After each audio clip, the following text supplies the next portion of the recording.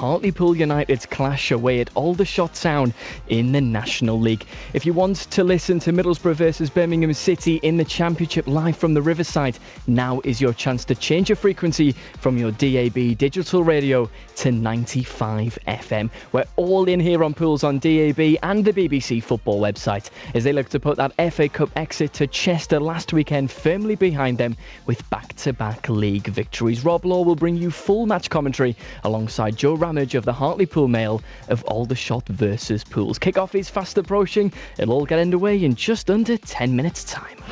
We're as passionate as you are. BBC Radio T's Sport. Yes, full match commentary coming very soon from Aldershot. Just a reminder as well that we'll not have updates from our National League North side throughout the afternoon here on BBC Radio T Sport, as both Spennymoor Town and Darlington's games have fallen victim to the bad weather. Spennymoor were hosting Boston United while Darlington were away to Banbury. We'll wait to see when those games will be rescheduled. But we're building up here, like I said, to Hartlepool United's trip to Aldershot Town, where 3 points will strengthen their position in the playoff places. Pools were boosted by the loan signing of Tyrell Aguiman last week. He joined on a short-term deal from Middlesbrough, and their manager John Askey says the youngster has all the attributes needed to make an impact. Obviously we know that he's got quality on the ball. It's whether he can adjust to men's football. But no, he's saying training we can see that he's that he can do things that maybe other people can't do at this level. But whether on the other side of it, the competing tracking of runners, that ability, that desire to win games, we need to see that. But no, as I say, he's one who we've looked at and we think he might improve us. But we've only got him for a month, so we don't want to commit to young players because you never know. Some people come in and hit the floor running. Others can't adapt, so we just hope that Tyrell does adapt and enjoys his time with us. Just looking at the front line, obviously Manny Dizaroué back amongst the goals in recent weeks, which is hopefully a boost to his confidence going forward. Josh O'Meara, it's been a little bit more tricky for him. It hasn't quite come for him this season. Can you put your finger on why you think that is, and maybe what he needs to do to get back to the Josh O'Meara that we're used to seeing in a Hartlepool United shirt? Yeah, I think it's been tough for Josh. I think there's been so much speculation about him going, and there was when I first came into the football club. I don't think it's through lack of, on Saturday I thought he worked really hard again, and he has done in the games that he's played. But it's, for whatever reason, it's just not happened for him at the moment.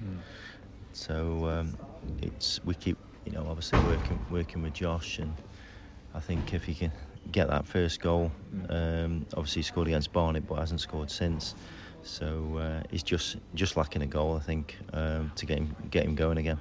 And just in terms of the squad, Kieran Wallace, where's he at with his recovery at present? Yeah, Kieran's back running, same with Callum Cook. Callum Cook's back running, so hopefully with Kieran it'll probably be next week. And then Callum's recovered quite quicker than we thought, so we're hoping that by about, I think it's around about middle of November, he should be back with us. So those added boosts there, aren't they?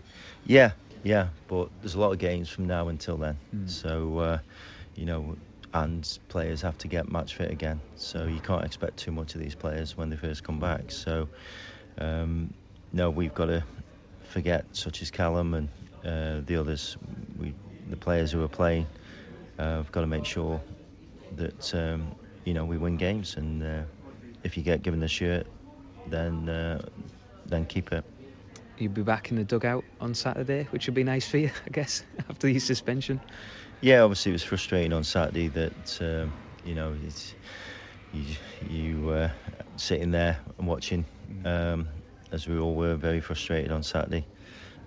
Even though I could get messages on, it's not the same as being with the players. So that would be nice to get back into the dressing room and on the pitch. And a ground that your family is quite familiar with?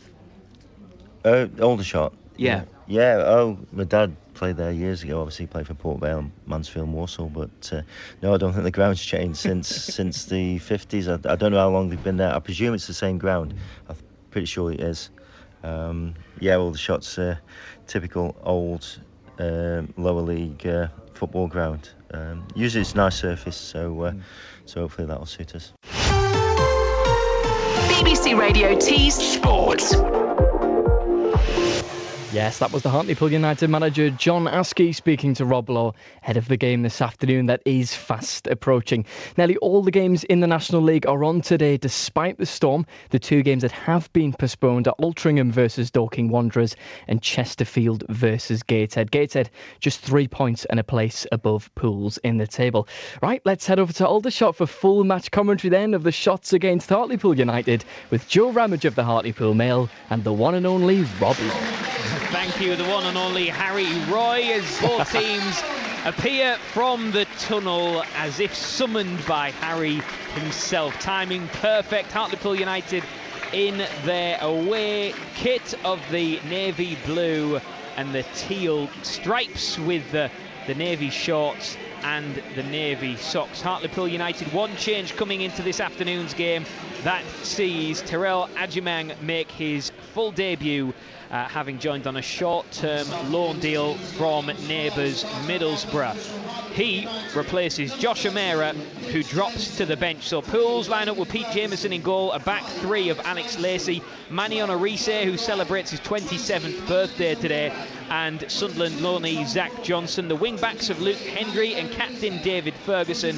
That midfield three of Terrell Adjumang, Tom Crawford and Nicky Featherstone, who has 2 goals in his last 2 games against Aldershot, both of which coming from the penalty spot. The two in front of him are Joe Gray and Manny Dizaruwe. On the bench for Pools, Joel Dixon, Charlie Seaman, Brodie Patterson, Matty Dolan and Josh O'Meara. Pools unbeaten in their last 6 games against Aldershot, 2 places and 1 point between the two sides here this afternoon coming into this National League fixture. And after last weekend's defeat at National League North Chester, how Pools could do with 3 points. As for the Shots, one change from them from their last outing in the National League, which is a 1-0 win against Solihull Moors. Cian Harriers is suspended, so to replace him in comes Kobe Rowe. They start with Jordi van Steppenschov in goal, a back three of Kobe Rowe, Haji Minoga and Ollie Harfield, with the wing-backs captain Aaron Jones and Ryan Glover, a midfield of Tommy Willard, Theo Widrington, just one of manager Tommy Widrington's sons, and in front of those is a 3. Josh Stokes playing just behind the 2 strikers of Jack Barham and Laurent Talage, who is their one of their top goal scorers so far this season, with 5 goals to his name. The Swiss under-19, bettered only by the man just behind him, the number 10 in Josh Stokes, who has 7 to his name. The referee is Kirsty Doyle, who is just getting ready and checking with the 2 goalkeepers as Aldershot away to our left-hand side break from their huddle, dressed in their familiar home kit of the red and purple stripes, similar to a Crystal Palace kind of kit really, with the red shorts and the red socks. The referee blows her whistle and we are underway here at the recreation ground. Thank you for being with us on BBC Radio T Sport, on your DAB digital radio, online as well via the BBC Sport website. Alongside me is Joe Ramage of the Hartlepool Mail. John Askey will be desperate to put right the wrongs of Chester last weekend. And Manny Dizaruwe might be in straight away, but the offside flag is up. And that early attack amounts to very little in the end. Sorry, Joe. Yeah, like we touched on before the game, it's important to see the performance as well today after last week, because we had the 2 good performances against Bournemouth. Okay, didn't get the result. Backed it up at Eastleigh, got the result. Now they need to try and forget about what happened last week and just concentrate on the league. Absolutely. As John Askey stood right on the edge of his technical area way to our left, was speaking ahead of this game, saying how it's a ground he's very familiar with, used to come and watch his dad play here. As Manny Desirue holds the ball up, heavy bounce right down in front of us as David Ferguson gives the ball away on this near side. Aldershot with an attack. Stokes races for it, but birthday boy Onarise just ushers that ball out of play for a throw-in the way of the home side. Aaron Jones, the captain, preparing to take this one. And he takes it short, straight to Adjumang. First real touch for him on his full debut. Yeah, interesting team selection that. Obviously Josh O'Meara dropping out. I've been one that sort of said you give him and Desirue plenty of chance, but at the end of the day he hasn't scored since the first game of the season, has he? So how long do you give it before you shake things up? And Adjumang did well when he come on last week, won a few. Yeah, and it is baffling, isn't it, that for whatever reason O'Meara and Desirue, it just doesn't seem to be clicking. There does seem to be a better chemistry there between Gray and Desirue up front. Oh, and speaking of which, Joe Gray has just almost had his head taken off his shoulders there. Absolutely clattered. That was a high rugby challenge, that. He's down on the turf and is getting some assessment. But that was a crunching challenge. I think it was Kobe Rowe, wasn't it? Yellow card there as well. And it is a yellow card to Kobe Rowe. You can hear the moans and groans from around us, but if you watch that again, I can't imagine there'll be many arguments because he almost took his head off his shoulders. Yeah, it was a real body check, wasn't it? And Gray went down and he was immediately clutching at his head. You just wonder, or you hope rather, that there's nothing sort of in terms of a concussion protocol carried out here. Yeah, well, the physio will be running through that concussion protocol with him, because it was an almighty impact. And from it, Pools are going to have a free kick. Nicky Featherstone stood over the ball. It still feels strange seeing Nicky Featherstone wear the number 35. Yeah, I thought that the other week when he made his debut, well, second debut I should say. Yes, it's a bizarre sight. See Nicky Featherstone without the number 8 on his back. Joe Gray back up on his feet and just trying to shake off the cobwebs a little bit. And he's shaking the head there, is Joe Gray, clutching at his head. Well, he'll have 30 seconds to gather himself on the touchline. The Pools physio doing a good job by just staying with him and checking on him. Meanwhile, Pools have taken this free kick shot. Featherstone in towards Desirue. Oh, it's not cleared by Aldershot, I beg your pardon, but David Ferguson is judged to have handled the ball by the referee. So it's a free kick to the home side. I think Joe Gray is going to try and carry on. Yeah, they'll have to be careful with this one, as much as what we're talking about Desirue and Josh O'Meara there. They might get another go here if he's not fit to continue. Well, it leaves Kobe Rowe with a tight line to walk for the rest of the game, doesn't it? What are we, 5 minutes into this? So we've got 85 minutes to go, battling against Manny Desirue and Joe Gray, who re-enters the field of play, which is good to see. Especially if Joe Gray can stay on with his pace, you'd like to think that they can target that now. Aldershot on the attack down the left-hand side. Right-footed cross whipped into the front post and headed in! But the offside flag is up. And Hartlepool United blushes as spared. Pete Jameson came out to try and claim it. There was a collision in there. Onarise has got a whack in the head as well now. And the referee, Kirsty Doyle, is just checking with Onarise to make sure that he's okay. And taking a moment or two, but that was an early warning sign for Pools. It was Ryan Glover who whipped in that ball right to the front post. It was in a really awkward spot, wasn't it, for Pools to deal with, and they didn't deal with it, but the offside flag was up. Yeah, big let off, because how simple was that? He had so much space on the left to cut back onto his right, crosses it in, and it's just flicked in at the near post. It was so easy, so big let off. It was Jack Barham who was able to bundle the ball in, get in between the centre-back and the goalkeeper. Now Zach Johnson just trying to hold his man off. And down goes Barham. And it's a free kick to the home side. The early kick-off in the Premier League. Liverpool 2, Everton 0. Mo Salah scoring twice after Ashley Young was sent off. Here 0-0 with 6 minutes on the clock. Free kick taken short. Adjumang comes across to just nick possession and clear it up towards Joe Gray, but just gets away from him, and Aldershot work it back to their goalkeeper in Van Stappershoff. Oh, and Aldershot playing their own problems here. They've put the ball out for a Pools throw-in deep inside their own half.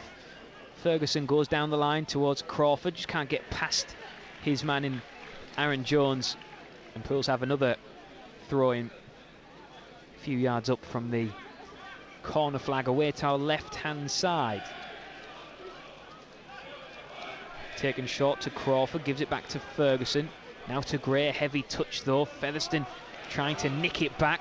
Zach Johnson just mops up the danger, keeps possession. Crawford now into Featherstone. Back to goal and pushes the ball to Onarise. Now Crawford, first time pass to Ferguson. Down the line to Gray. This is real positive, pacey build-up play from Pools, but the final ball there just being intercepted by Aldershot as Jack Barham sees the ball go out of play for a throw into Pools deep inside their own half down in front of us. 8 minutes in, Aldershot 0, Hartlepool 0 on BBC Radio T Sport. Here's Onarise. Oh, a loose back pass there that just about makes it through to Zach Johnson. He fires it into Crawford, who traps the ball, but it bounces away from him. And now Stokes gives it out to Ryan Glover for Aldershot on the far side. Jones, the captain, who's calling for it on this near side, and receives it now inside his own half. Ferguson trying to close him down. Desirue joining the fight as well. Oh, Pools have won it. Desirue dispossesses his man Ferguson. Back into Desirue, goes down. Nothing given. And Aldershot able to bring it out from the back, and that was probably a little bit of tit for tat there, Joe. Yeah, she let one go for Aldershot, didn't she? So same exactly for Desirue. Yeah, it was exactly the same. So no complaints. Oh, there's Adjumang there being caught off the ball. And it's a free kick for Pools inside the centre circle. Nicky Featherstone just tossing the ball down onto the turf. So Pools unbeaten in the last 6 games against Aldershot. How much they'd love to make it 7 as Manny Onarise just hits the ball straight out of play for a goal kick. Well, that was a waste. It wasn't even in the right postcode, I don't think it was. No. That's being kind. But that's something that we do want to see this week. After last week was so sort of pedestrian, wasn't it? Sort of side to side and backwards. We do want to see them breaking lines and just being a bit more urgent in the play. They're certainly playing the ball a lot quicker this afternoon. Not already noticed Tom Crawford there with a first time flick look for Featherstone, but need to see more of that. Well, Tommy Widdrington, the Aldershot manager, born in Newcastle, former Hartlepool United man in his own right, spent 2 years at Pools, 56 appearances. You can see him down in the technical area in front of us, suited and booted, arms crossed, and he's absolutely kicking every ball. There's a long ball over the top, but Zach Johnson does well to deal with it initially. It goes the way of Barham though, who's twisting and turning away from his marker. Now Jones for Aldershot, wide on this near side. Goes infield, looking for Theo Widdrington. And all the way back to keeper Jordi Van Stappershoff. Now the blonde hair of Kobe Rowe, the centre-back who was booked early on for the challenge on Joe Gray. Kirsty Dahl, the referee, letting this one play on and allowing Pools to take this free kick quickly. Desirue through to Joe Gray, but he's just beaten to the ball in the vital moment. It was almost a good move from Pools, but Aldershot trying to play out from the back, and Van Stappershoff goes long. Barham gives it straight to Onarise, who controls it. And Zach Johnson gives it to Pete Jameson, dressed all in yellow this afternoon, away to our right-hand side. 11 minutes in, Aldershot 0, Hartlepool United 0. Pools on the ball with Onarise. Now Adjumang Out to the right-hand side for Luke Hendry, who's had a quiet start to the game. Joe Gray has very much been in the thick of the action. Probably wishes he wasn't, Yeah. to be fair. You can see there from the quick free kick, though, that was the right idea again. Get Joe Gray on the shoulder. You know, we're talking about that forward partnership. That is something that you probably don't get, or what we haven't seen, have we, with Josh Moore up there? Absolutely. Ajimon getting on the ball a little bit more often now. Nice little dink pass out to the right-hand side. That was very cute. Finds Luke Hendry, low ball in the penalty area that's cleared by Rowan into the travelling Hartlepool United fans over on the far side for a throw-in. I think the Poolies' attendance will be massively affected by the issues with the trains and the rails this afternoon on the way down. All sorts of stories with trains being cancelled and what not due to the weather. Luke Hendry finds Ajimang, drills one into the penalty area, but well wide in the end. Away to the right-hand post of Jordi van Stappershoff. And it is a goal kick with the scores at 0-0. Keep you up to date with other goals as they go in the National League. Bromley have taken an early lead against Oxford City. It's Barnet 1, Maidenhead United 0. Everywhere else goalless, including here between Aldershot and Pools. As Kobe Rowe takes his free kick, launches it long over the top. Jack Barham's going to try and keep it in at the corner flag, but Johnson does well to pick his pocket and combines with Ferguson as Pools play out from the back and launch it long up to the halfway line. A touch from Ollie Harfield there. Now he brings it out from the halfway line, out to the left-hand side for Glover. Back to Harfield to the front post. Arriving was Laurent Tillage, and it's scrambled behind for the first corner of the game, and it goes the way of Aldershot. But Laurent Tillage already causing a bit of a nuisance for himself.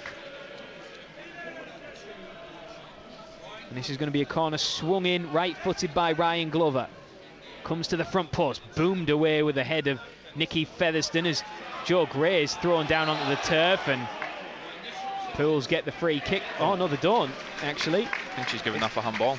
Yeah, it's a free kick that's gone the way of Aldershot. Joe Gray initially thrown to the turf but landed on the ball and then is judged to have handled it. So it is a free kick for the Shots.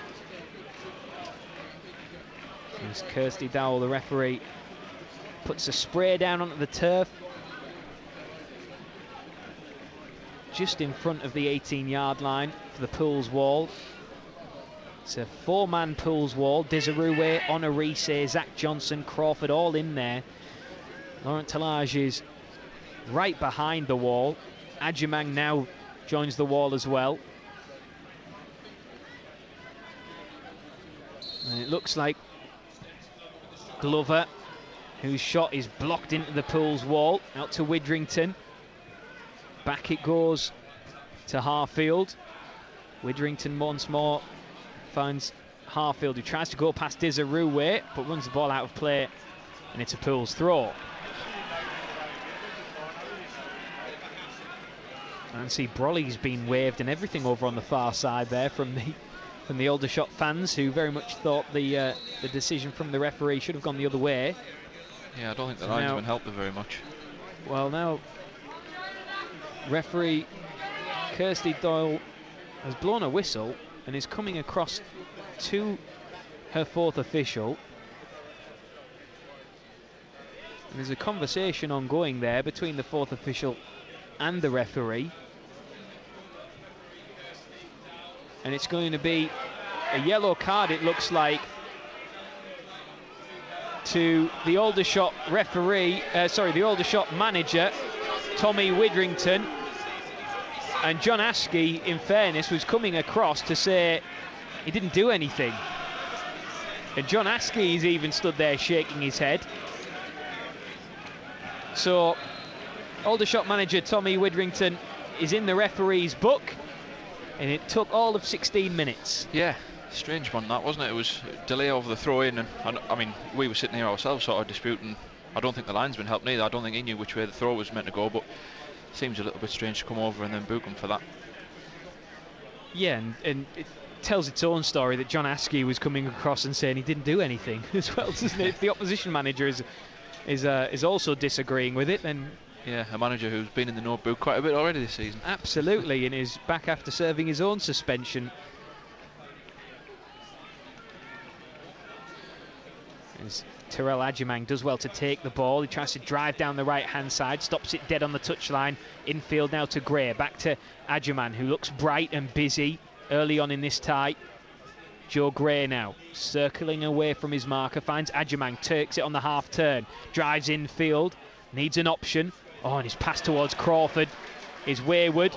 Onarise slides in to just stop the ball from Aldershot towards their striker, their number 9, Laurent Talage.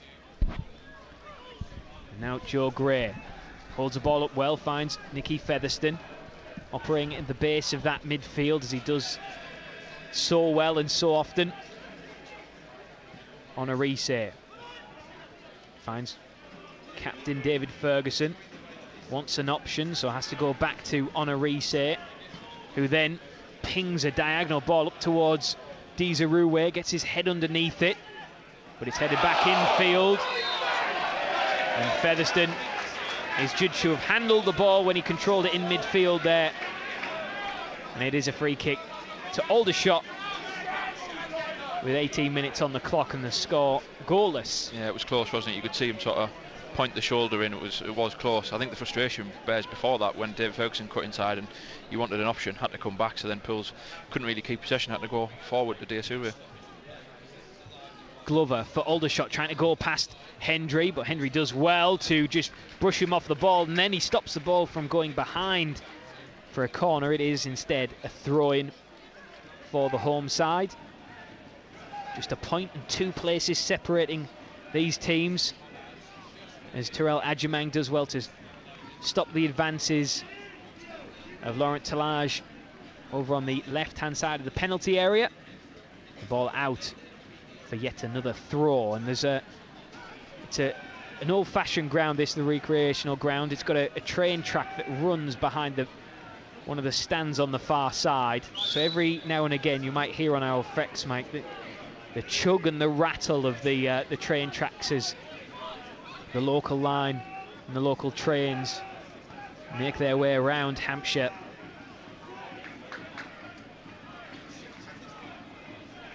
As Aldershot in possession inside the Pools half of play. Back they go to Kobe Rowe, hits a massive diagonal ball over towards Alex Jones, and the ball bouncing just about 2 seats away from us in the press box.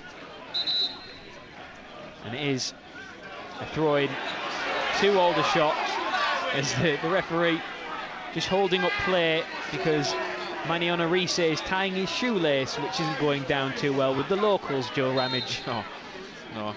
He had a little look around there, and I think he held on for another 5 seconds as well. He did, didn't he? Well, Aldershot manager, that's an invitation for him to then turn and have another go at the 4th official. Aldershot in possession. Widrington to Jones, the captain. He goes back to his centre-back in Rowe. Fired infield and back out to this near side once more. Jones, heavy first touch. Oh, this is good play though from Aldershot. Widrington, gives it away at the vital moment straight to Luke Hendry, who clears but puts it straight out of play for a throw-in. That was a bit wild. Certainly the best we've seen from the home side so far. But I've noticed that they seem to be coming down this right-hand side, possibly targeting Zach Johnson quite a few times. I think it's trying to get Barham in there in behind, and it came down that side again. Yeah, it's certainly in the wide areas where Aldershot are trying to expose Pools. You think that's something that the opposition teams will look at most weeks, though, given what we've seen, you know, how vulnerable they've been to conceding set pieces or just crosses into the box. I mean, we saw it 3 minutes where the goal was disallowed. Something that you've got to think the opposition managers will target most weeks. Absolutely. Ball forward, Desirue. Oh, well, the late flag there from the linesman. Desirue thought he was in. Desirue had shrugged off his man in Ollie Hartfield. But after the ball had gone, then the referee flagged. Yeah, I think he's a little bit unlucky there. So do I. Aldershot in possession, back to the goalkeeper. Just the 6'6" Jordi van Stappershoff. Born in Amsterdam, played in League One with Bristol Rovers. He is a mountain of a man. As Pools pick up on a loose ball with Crawford inside the centre circle. He's got Desiree, and instead he finds the red shirts of Aldershot, who then spring a counter out to the left-hand side for Barham. He's got Talage in the penalty area, but it's rebounded behind for a corner to the home side. But that, again, Joe, just one ball over the top, and Aldershot were in. Yeah, you can see it. Like you just said a minute ago, when a target on both flanks, just try and get balls into the box. Ryan Glover then to whip in this second corner of the game for Aldershot into the front post, headed away by Featherstone, hooked out by Crawford. Joe Gray gets underneath it, got a shove in the back as he did so. It was back goalwards, out to the left-hand side, and Aldershot get their foot on the ball, but there's no real pressure on the ball from a Pools perspective. And now Harfield is just allowed to skip infield way too easily there. And Minoga dispossessed by Crawford. Now Desiree needs a little bit of help. Featherstone tried to provide it as he circles away from his marker and finds Crawford once more. Now on a reset. Featherstone short of the halfway line. Needs an option. There isn't an awful lot of movement in front of him. The ball rebounds kindly for Joe Gray, but bounces up off his shins and out for a Pools throw-in. An Aldershot throw-in, I beg your pardon. Right on the halfway line in front of the two benches. Yeah, you can see Nicky Featherstone still sort of complaining about that. It was a little bit too static in front of him. We could see it perfectly there, wasn't it? Sort of 4 or 5 players in front of him, all kind of sticking to their positions. Made it easy for Aldershot to defend. As Maidenhead United have equalised against Barnet. Barnet 1, Maidenhead United 1. Meanwhile, Oldham are a 1-0 up against Rochdale. And Southend leads Solihull Moors by a 1-0. Here in Hampshire, it is Aldershot 0, Hartlepool United 0. As Luke Hendry does well to hold off his man and just clear the danger on the byline, out for a throw-in. 24 minutes on the clock. BBC Radio T Sport. An opportunity for Aldershot here with Willard. Back out to the left for Harfield. Curled into the area beautifully. A free header from Jack Barham that goes wide of the right-hand post of Pete Jameson. Barham didn't quite get the power or the direction on it. But again, that'll worry John Askey that Pools were opened up so easily with the ball into the box. And there was a free header there from Barham. But he just couldn't put it goalwards. Still 0-0. Yeah, it was probably just a little bit too high for him, wasn't it, to really trouble Pete Jameson, but that's a couple of times now that they've got down either side really and put balls into the box.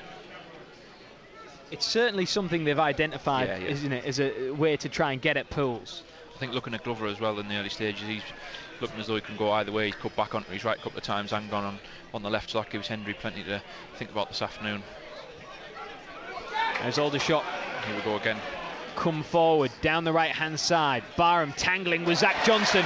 Oh, and Barham's dispossessed him. Right hand side of the penalty area, cuts it back into the box. Featherstone loses out. It might drop inside the area once more. It's scrambled behind, and it's a corner. Pete Jameson just getting something on it to keep it out of the goal, but it was Josh Stokes who was wriggling around trying to get the ball out of his feet, got the shot away, and he's earned his side a corner.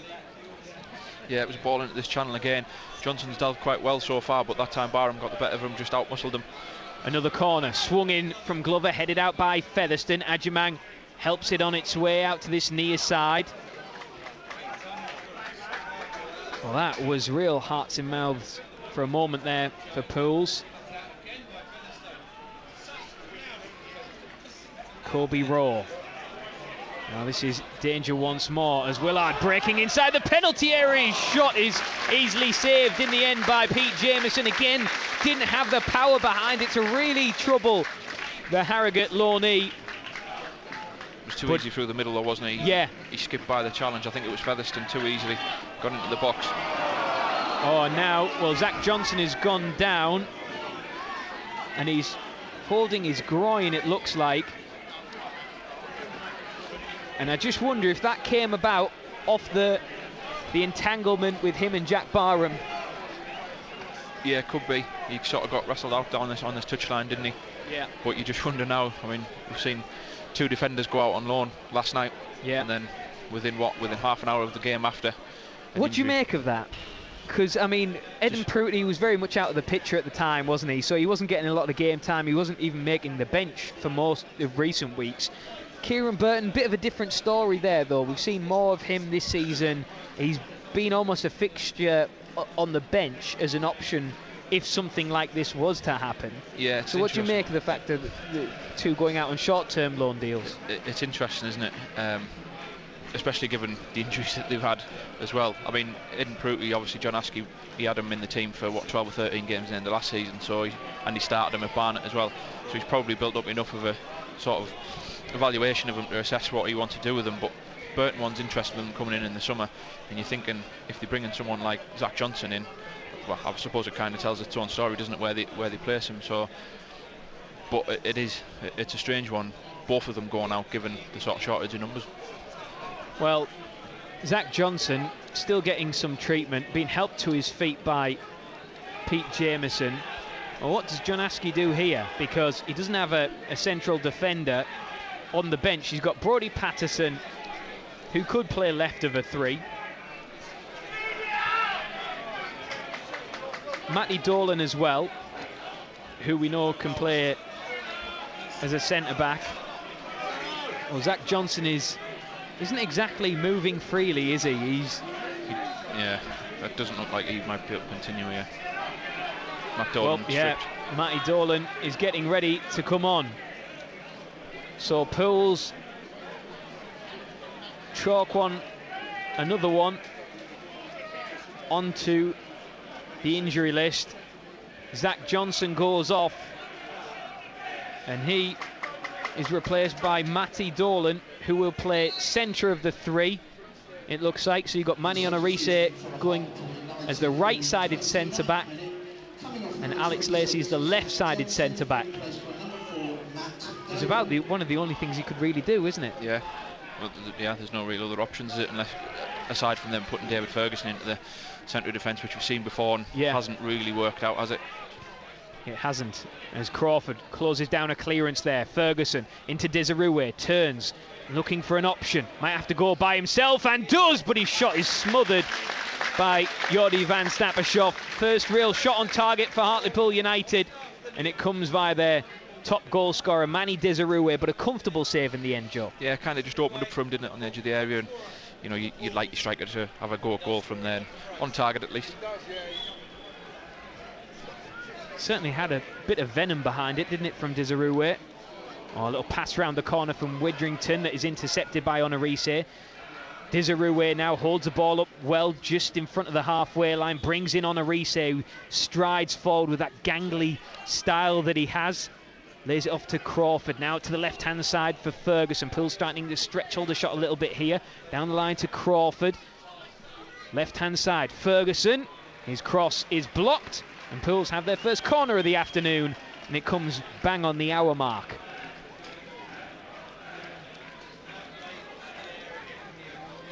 Well, every time Pools have a corner, Joe, I like to try and give it a build-up in the hopes that one day it might pay off. Yeah, it doesn't pay off very often, does it? So Hartlepool United don't score from corners very often. We say that even more often. The cross from Featherstone to the back post, headed away, drops down inside the area. Crawford with some space, his shot is blocked only as far as Matty Dolan, who helps it on to the left hand side for Featherstone once more, stops it on the byline, skips back in field, circles away from his marker, cross delivered into the box, comes all the way through to Adjumang, and Onarise picks up possession, but he's running back towards his own goal. He's almost doing Aldershot a favour there, as Pete Jameson studs on top of the ball and just holds up the play and just urges a little bit more calm from the players in front of him. The skies above us just darken ever so rapidly. I think We might be getting some rain soon, Joe. Yeah. I'm so glad that this stadium has a tin roof. Thought I saw enough of that on the journey down yesterday. Yes, yes. You and me both, mate. It was a bit ropey at moments, wasn't it? It's not exactly a short journey. How long did it take you? About 7 hours, I think. Yeah.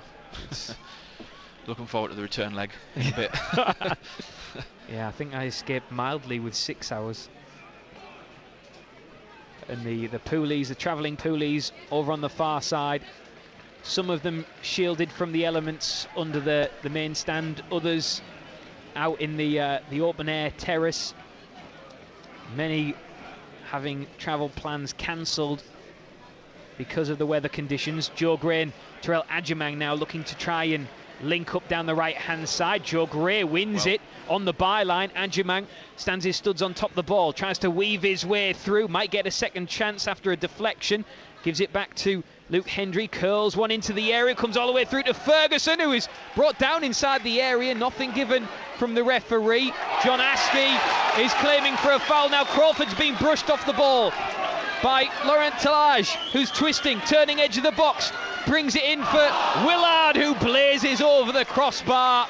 And John Askey is absolutely furious down in the technical area. Pools feel like there should have been 2 free kicks in that build-up, but none of them were given by the referee. I think they were first appealing for the penalty on Ferguson. You know, he went down. It did look a little bit soft, but the one on Crawford here, he got turned, body check. It looked right in front of the dugout, wasn't it? And he was irate. He was almost chasing the linesman down the down the touchline as that went into the final third.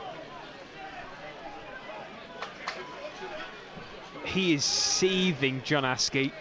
Absolutely seething. Yeah, if that had ended up in a goal. Yes. As Kobe Rowe looks for a diagonal ball over towards Ryan Glove, who can't quite pluck it out of the air. Drops out for a goal kick. Do you know what? It's so dark at the minute, I'm surprised the floodlights aren't on. It is certainly that time of year. At the minute, though, the rain is just about holding off. Just. Manny Onarise, edge of his own penalty area, tries to clear it. Thankfully, it rebounds to Terrell Adjumang. Pools have a throw in deep inside their own half. And John Askey again, you know, just looking down on the technical area. I know there is a common thought that John Askey is quite a mild-mannered man, which he is in his interviews. Yeah. But on afternoons like today, when we are sat just behind him in his technical area, I mean, you wouldn't want to be on the end of whatever he's shouting and whatever he's saying at the minute, because there's some venom behind those words at present. Yeah, like I said, you could see him straight away. He was absolutely furious with that Crawford one in particular. As Manny Desirue runs the ball out of play inside the Aldershot half.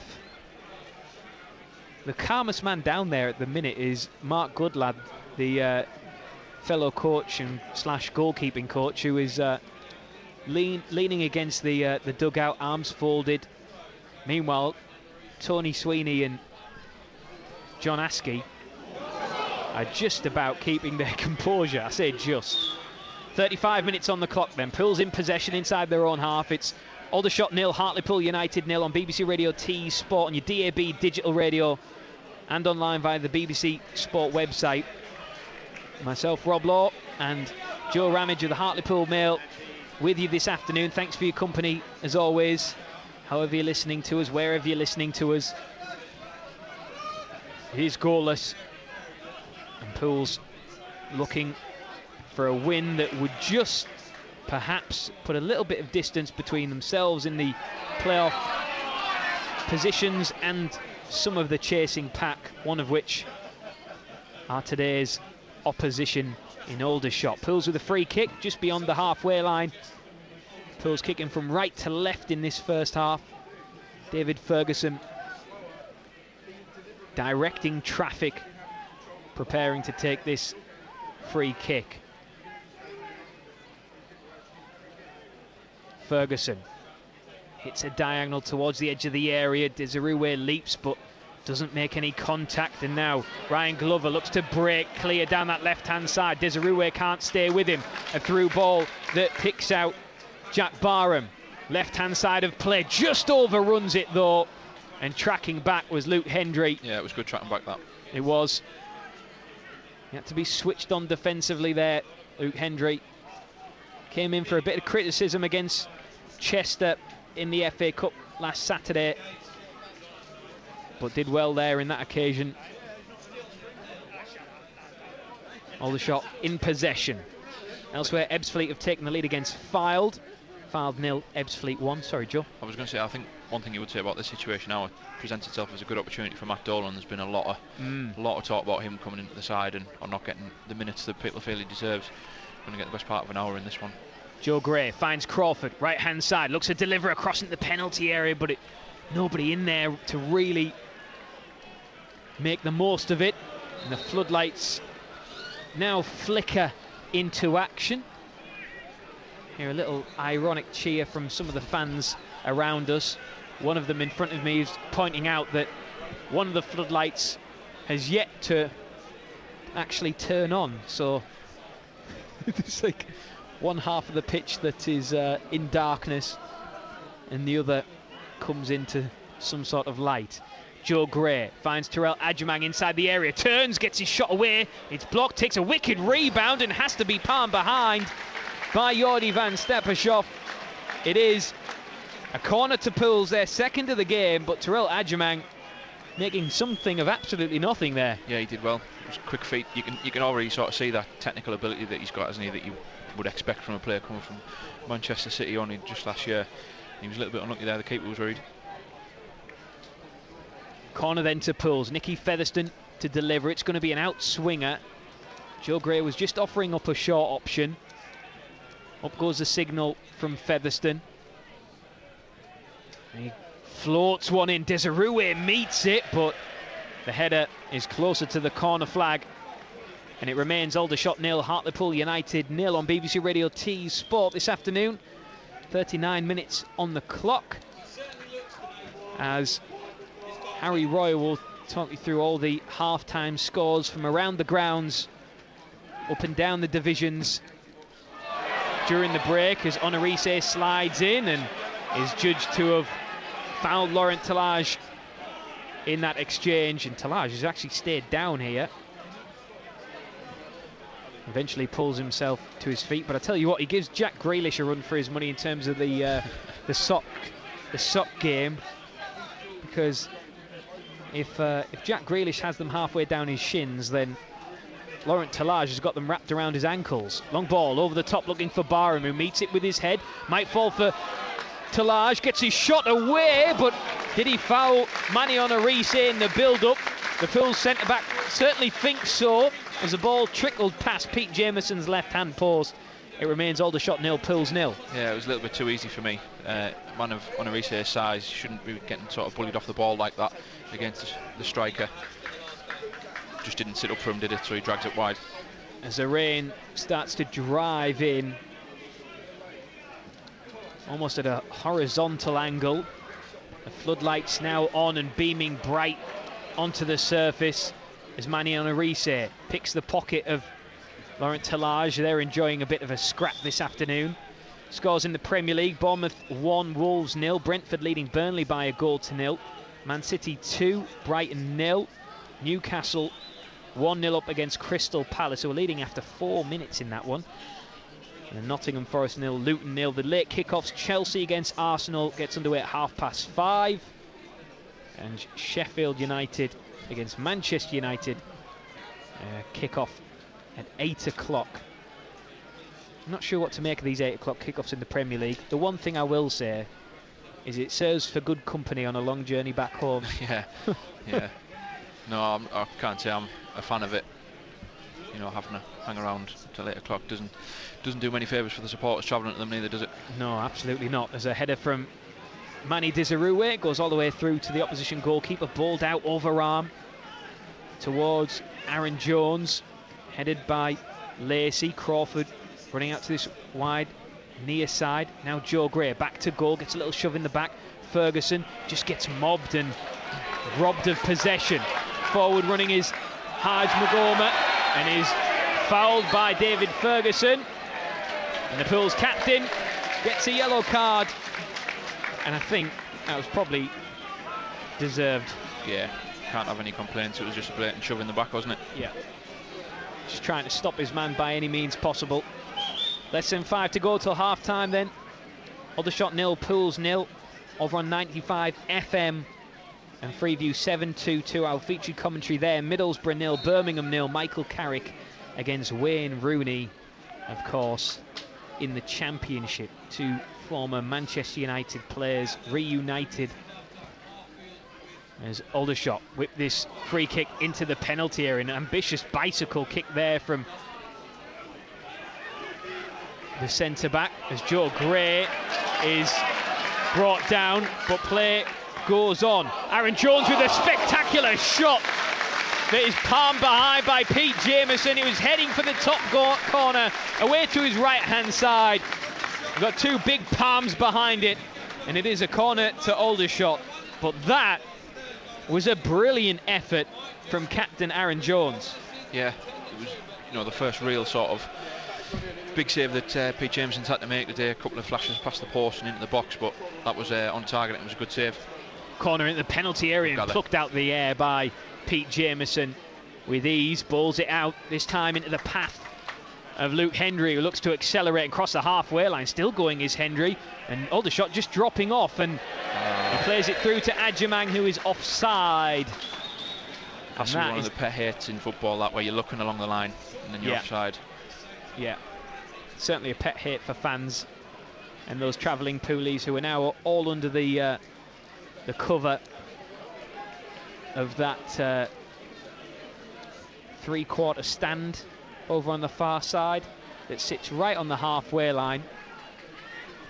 The corners over on the far side exposed and made for standing terrace. There's a few hearty souls from the Aldershot end with umbrellas who have looked to brave the elements out there. As Ryan Glover for Aldershot hits a diagonal ball over the top. David Ferguson tangling with Stokes, and Stokes plucks it out the air and does well to win it, but his cross is blocked by Ferguson, and the home fans wanted a penalty there for the pushing and shoving, but I dare say it was 6 of one and half a dozen of the other. I think the thing with it was that you could see the shirt sort of coming off his back from Ferguson. It was, you know, he was running a little bit of a risk there, especially on the yellow card as well.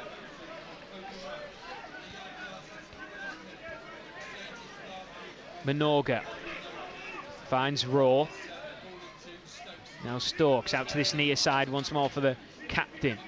Aaron Jones curls one into the penalty area. That's danger. Talaj doesn't quite get there. Onarise was breathing down his neck, maybe just did enough to disrupt his rhythm, but still Aldershot come forward across from the left hand side into the front post, headed away by Onarise once more and helped on by Adjamang up to the halfway line. Hartlepool United just need the half-time whistle to go. Yeah, Aldershot on top here. I was wondering why Pete Jameson didn't come for that. It looked as though he could have came out and gathered that, and then he sort of hesitated and went back on his line. A through ball that Pete Jameson will pick up on the byline. Yeah, they just need to sing out this a little bit now. I think that's what Jameson is trying to do, just keeping hold of possession, as we have 5 minutes of stoppage time left to play.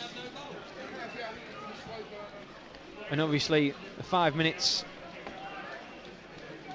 will be mounted up from the few injuries that we've had in this first half. Joe Gray getting absolutely clattered, crossing to the penalty area. Onarise heads away. Joe Gray picks it up, lays it off to Hendry, goes long for Dizaruwe, tries to hold his man off, does well. Dizaruwe needs a bit of help, he's getting mobbed by red shirts. Instead he goes out to the right hand side for Gray. Aldershot have plenty of bodies back now to deal with this Pool's attack as it comes down the right hand side. Luke Hendry looks to deliver first time into the box, but it's poor, doesn't even beat the first man, and Ollie Harfield is able to clear.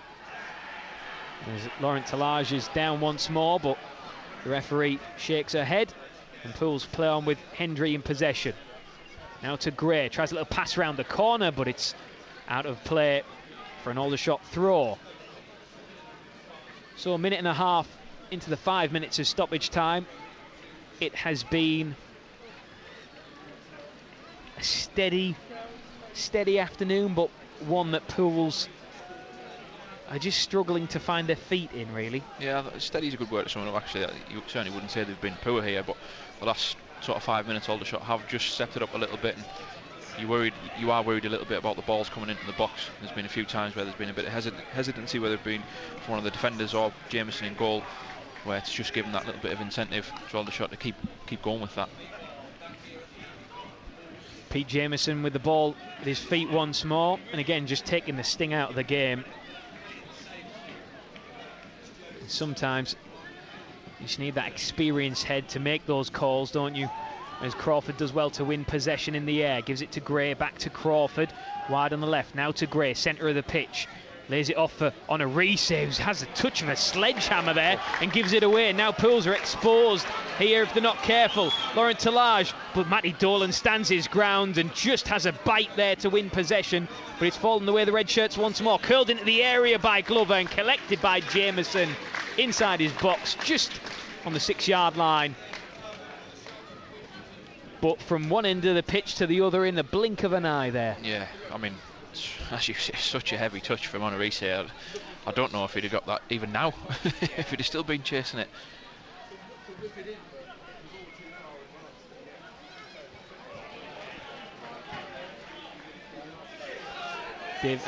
Nicky Featherstone trying to win the aerial battle there. Laurent Talage is in a foot race with Honorese. It looked for a moment there like Honorese was going to get overrun, but he manages to get possession, hold his man off and clear the danger. You never want to see Manny Honorese in a one-on-one foot race with a striker, do you? No, he was kind of looking more at the man there as well than the ball going through, so you do worry for that split second, don't you? He has brilliant powers of recovery, Manny Honorese, in terms of his sliding challenges. We've seen that a few times this season, but he is not Usain Bolt, put it that way, as Laurent Talage picks up possession. Willard into Widrington. Oh, tries to play it back through to Talage, but Hendry is able to clear. Just a feeling that Aldershot are starting to turn the screw even more now, Joe. Yeah, it was decent recovery again from Luke Hendry. Minute or so to go in this half of stoppage time. Willard. Minoga. How deep Willard once more. Pools have everyone behind the ball. And Aldershot are midway inside the opposition half. Glover. Wide on the left-hand side. Oh, through ball to Stokes. Cuts it back across the 6-yard area. It pinballs around and Honorese eventually clears. And how that didn't end up in the back of the net. Pools' goal is living a charmed life at present. And Aldershot have it on the halfway line. Pools are just waiting and praying for the half-time whistle. They've got 20 seconds left to play, and remember, it's 5 minutes minimum. Aldershot in possession still, with Aaron Jones on this near side, the captain. Everyone behind the ball for Pools. Minoga. Tommy Widrington just turns in disgust at the pass that his players just decided to pick out. But Talage finds Glover, a through ball out to the left-hand side for Harfield, floats up into the air. Jack Barham gets a header to it, but it comes out to this near side for Theo Widrington. Holds his man off. Crawford is that man. Willard now to Stokes once more. Widrington just drops the shoulder, the space opens up for him. Glover clips it into the area and it comes all the way through to Pete Jameson. And that is the last action of the first half. At the break, Aldershot 0, Hartlepool United 0. And the Shots had the ball in the back of the Pools net after just 3 minutes, but Pools blushes was spared thanks to an offside flag. But it has been all Aldershot in this first half. Opportunity with Jack Barham, whose header went wide, a shot as well from Josh Stokes, which was well saved by Pete Jameson. And then an almighty shot from Aaron Jones on 42 minutes. Picked the ball up, drifted infield, hit it, and it looked destined for the top corner, only for Jameson to get two big paws behind it to put it behind for a corner. The only real shot on target from a Pools perspective came on the half-hour mark when Manny Desirue, all his own doing, picked up possession, held his man off, turned about 20 yards out from goal and hit a venomous strike, but it was straight into the arms of Jordi van Stappershoff, who easily saved it in the end. It has been all Aldershot. Pools, quite frankly, are lucky to go in at the break with this game currently sitting 0-0. Work to do for John Askey in the dressing room, work for Pools to do out on the pitch, which is absolutely being hammered by the rain at present. At the break, somehow it is Aldershot 0, Hartlepool United 0. Joe, your thoughts on that first 45? Yeah, they needed the whistle there, didn't they? That last sort of 5 or 10 minutes, it was coming. So a bit of a relief to get in at 0-0. I know you're saying Aldershot, it's been all Aldershot for me. It's been, you said steady earlier, and I still sort of agree with that. For half an hour it was fairly even, not a lot between them. You know, Aldershot have had a couple of crosses into the box that have been alarming. You know, we want to see more from Hartlepool in the final third. That hasn't been very much in that respect, but yeah, it's been scrappy apart from them sort of final 5 or 10 minutes where Aldershot really have been on top. So good for them, good for John Askey to get them in at the break. Still 0-0. Still 0-0 then, Harry. Hartlepool United with work to do. They did have the odd chance in that first half. Manny Desirue's shot, the pick of the bunch, but apart from that, not really testing Jordi van Stappershoff in the opposition goal. Aldershot will feel hard done by not to be in the lead at the break, but John Askey has work to do in the second half. Still 0-0. Rob, the big story of that half, other than the disallowed goal, of course, is that injury to Zach Johnson. How much of a blow could that potentially be for Pools and John Askey? Yeah, it's a good point. It looked to be either his hip or his groin that he was suffering with. It came after he tangled with his man on this near side, and he ended up in the advertising boards. Hopefully nothing too serious. Obviously we'll ask the question of John Askey after the game to find out what the diagnosis is, but it's just their luck at the minute, isn't it? They're just injuries being picked up left, right and centre, and especially when they've just let two centre-backs go out on short-term loans in Eden Pruti and Kieran Burton. But Matty Dolan is slipped into that centre-back role and has done very well, stood his ground at times when he's needed to, been brave in that regard, and perhaps just a little bit of added experience at the back, which Pools will, it looks like they'll need going into the second 45. But as for Zach Johnson, you know, he's been, since he joined Pools on that short-term loan from Sunderland, he's looked like there's some real potential there. And I know he's certainly enjoying his time at Pools, so hopefully it's nothing too serious, but he was limping pretty heavily when he went off early in that first half, Harry. We hope for good news, Rob. I'll let you rest the vocal cords for a bit. Thanks very much to you and Joe Ramage of the Hartlepool Mill for the first half of Aldershot versus Pools. Right, second half commentary on the way shortly. Thanks for coming. Just take a seat over there, will you? I could tell that Luke was dealing with something. Withdrawn, unable to express himself. He could barely look me in the eye. Until I discovered his love of music. And now, he's very different. My name is Luke, and this is my first piece. Right now, it's tougher than ever for too many kids. But Children in Need help project workers like me turn young lives around. BBC Children in Need. We're there for you. Proud to follow Hartlepool United. BBC Radio T's Sport. Half-time at the Recreation Ground, and Hartlepool United are drawing 0-0 away at Aldershot Town in the National League here on BBC Radio T Sport. The biggest chance of the game falling the way of the hosts. Jack Barham finding the net on 5 minutes, but the assistant referee's flag was raised for offside. Pools have lost Zach Johnson to injury.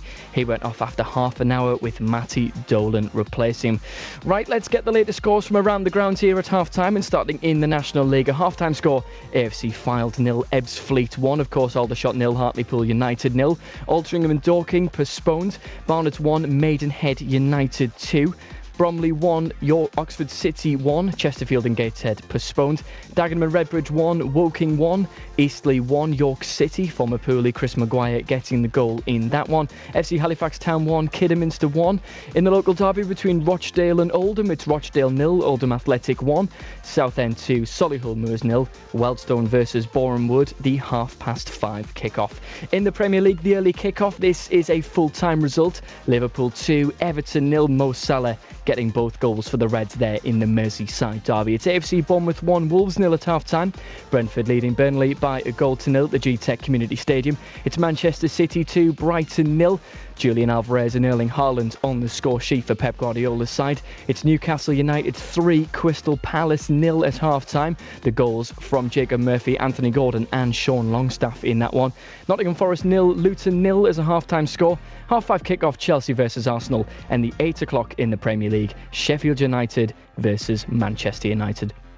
In the Championship, a full-time score from the early kick-off. It's Preston 1, Millwall 1. Half-time, Blackburn 0, Cardiff 0. Bristol City 1, Coventry City 0. Huddersfield Town 2, QPR 1. Hull 1, Southampton 1, Middlesbrough 0, Birmingham City 0. The featured game on 95 FM and Freeview channel 722. If you want to listen to that game, make sure you change your frequency from your DAB digital radio, where we're covering Hartlepool United here. Norwich City 2, Leeds United 0, Carrow Road a half-time score. Stoke City 1, Sunderland 1, Swansea City 1, Leicester City 1, Watford 0, Sheffield Wednesday 0, and West Brom 0, Plymouth Argyle 0, rounding off the Championship. To League 1, Bolton Wanderers 2, Northampton Town 0, Burton Albion 2, Bristol Rovers 1, Charlton Athletic 0, Reading 0, Cheltenham Town 1, Cambridge United 0, Exeter 0, Wigan Athletic 1, Lincoln City leading Fleetwood by a goal to 0 away from home, Leyton Orient 1, Barnsley 0, Oxford United 1, Blackpool 0, Peterborough 2, Wycombe 1, Portsmouth 0, Carlisle United 0, Shrewsbury 0, Derby 0, and also goalless between Stevenage Borough and Port Vale at half-time. And into League 2, Accrington Stanley 1, MK Dons 0, Barrow 0, AFC Wimbledon 0, Bradford City 0, Wrexham 0, Colchester 0, Harrogate 0, Crawley 2, Crewe Alexandra 1, Gillingham 0, Notts County 1 is a half-time score. Mansfield and Forest Green postponed. Salford City 1, Swinton Town 1, Stockport County 2, Grimsby 1, and finally Sutton United 1, Morecambe 2. We're as passionate as you are. BBC Radio T's Sport. Yes, second half commentary of Aldershot versus Hartlepool United with Rob Law and Joe Ramage of the Hartlepool Mail to come shortly. Now, sticking on the topic of football here at half-time, and Whitby Town's success in the FA Cup will bring a huge financial boost to the club. That is according to the former Middlesbrough and Hartlepool United player Jonathan Franks, who's a member of the coaching staff. The Seaside has progressed to the first round of the competition for the first time in 20 years earlier this week, and now face the task of going to League One side Bristol Rovers next month. Frank says it's a fantastic moment for the club. No, it was a bit of a wild night, emotions running high, and still now it's, like you say, it's a great achievement, and there was a lot of pressure on the boys last night, but they delivered. Yeah, and in the end, it looked from afar as if it was a comfortable victory. Is that fair or not?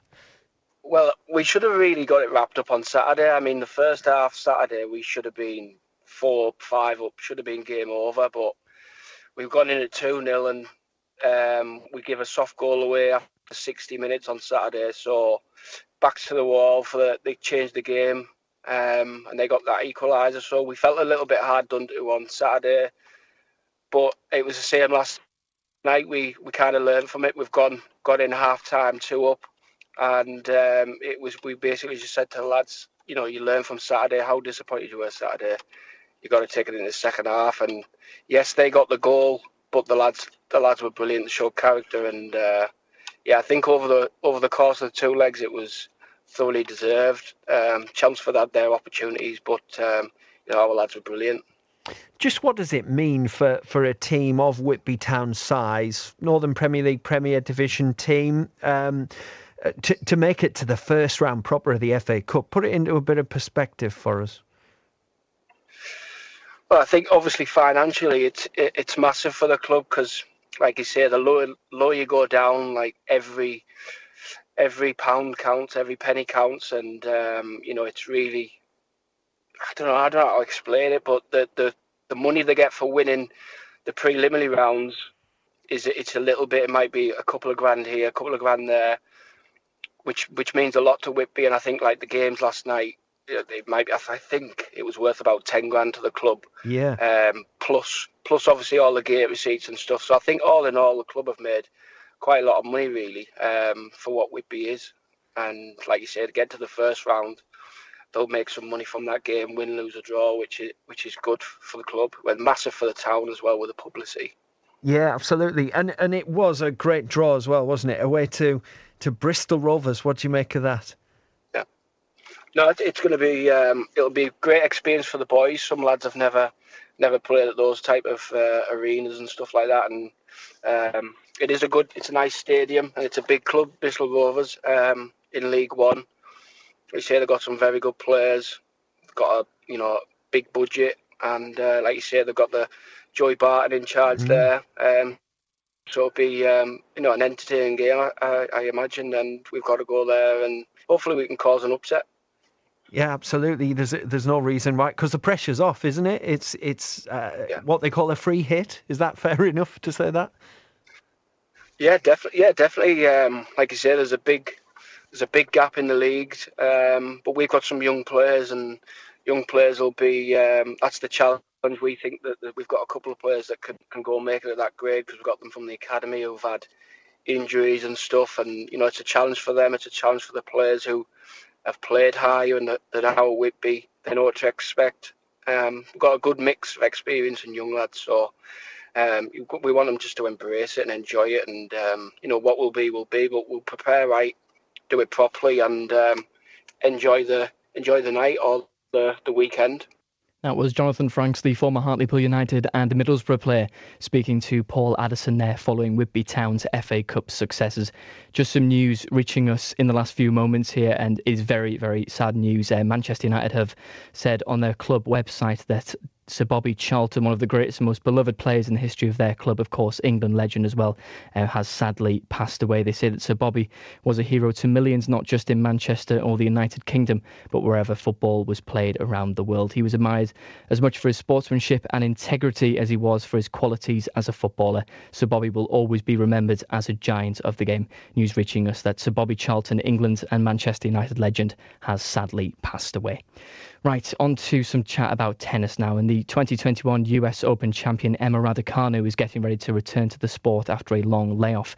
The 20-year-old Brit has had surgery on both hands, as well as a small procedure on her ankle in her time on the sidelines. She spoke to the BBC's Kathy Ganasarakaram, who started by asking her about her much-anticipated return to tennis. I will be coming back with probably a lower ranking, but I'm actually looking forward to starting again, kind of resetting. I already have that in the bank, so it's like, okay, now I can just keep going and keep building from here. I still have new goals, new things I want to achieve, but I've still got like 15 years in my career, so there's no rush.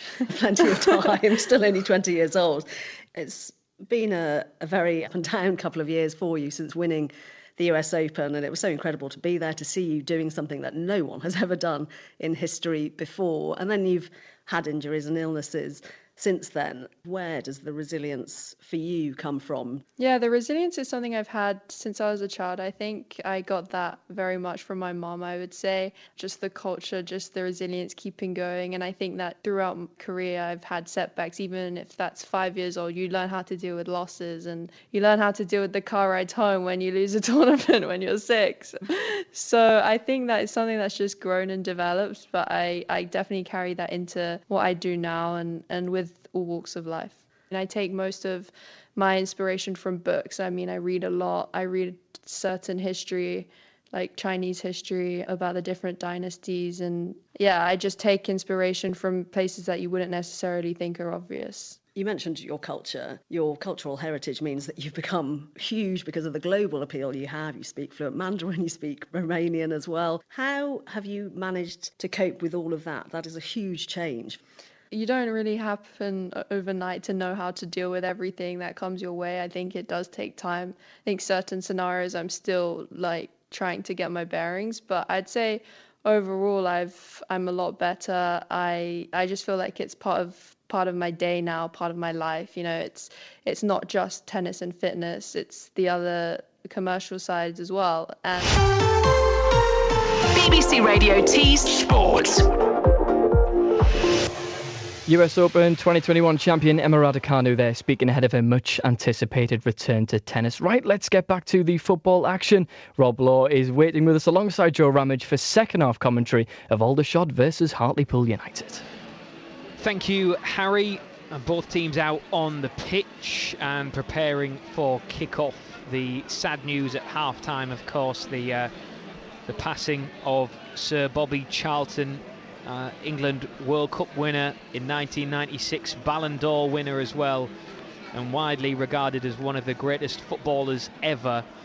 Gary Lineker has tweeted just moments ago saying, deeply saddened to hear that Sir Bobby Charlton has died, a truly wonderful footballer and a genuinely lovely man, a World Cup winner, Manchester United great, and Gary Lineker says, for me, England's greatest ever player. He may no longer be with us, but he'll have footballing immortality. Rest in peace, Sir Bobby. And a moment at half-time when the news broke, people around us just pulling out their phones and reading the news, and conversations starting all around us about the passing of Sir Bobby Charlton, who sadly died today at the age of 86. BBC Radio T Sport. We're here live at the Recreation Ground. It is Aldershot against Hartlepool United. Second half is underway. It's goalless as Ryan Glover clips one into the penalty area, headed up by Matty Dolan, back into the box by Willard, but on a resay just puts his body between man and ball as it goes out for a goal kick. No changes at half-time for either side, so Pools as you were. Pete Jameson in goal, back three of Alex Lacey, Matty Dolan and Manny on a resay. Zach Johnson went off in the first 45 with a hip injury, it looked like. Matty Dolan coming on to replace him. The wing-backs of Luke Hendry and David Ferguson, the captain. Then the midfield, Terrell Adjumang making his full debut for Pools on loan from Middlesbrough, of course. Nicky Featherstone and Tom Crawford, with Joe Gray up front alongside Manny Dizaroué. No changes for Aldershot either, as Pools kick from left to right in this second half. 0-0 on BBC Radio T's Sport. And Pools at the end of the first half. Joe Ramage of the Hartlepool Mail, who's sitting to my right. Pools were just hanging on momentarily, weren't they? Yeah, absolutely. You know, it was coming at them pretty thick and fast, wasn't it? Pete James had to make that save from distance and then balls into the box, but you know, they've had 15 minutes there to reset. John Askill got his message back over, and hopefully they can steady things start of the second half. Pools get dispossessed, and Stokes out to Talage, who tries to go past Lacey and does with ease, and then the shot is palmed away by Pete Jameson once more, but that was all too easy by Laurent Talage, who ran at Lacey. Lacey just collapsed down onto the turf and was easily brushed off by Talage, whose shot was saved by Pete Jameson. That's 3 minutes into the second half. Aldershot have their fifth corner of the game. Whipped in right-footed by Glover, and Pete Jameson just has to pour that one away once more. And Aaron Jones sliding in to keep the ball in, and he does. Ferguson clears it on the byline up towards Joe Gray, traps the ball with his midriff. Does well, Joe Gray.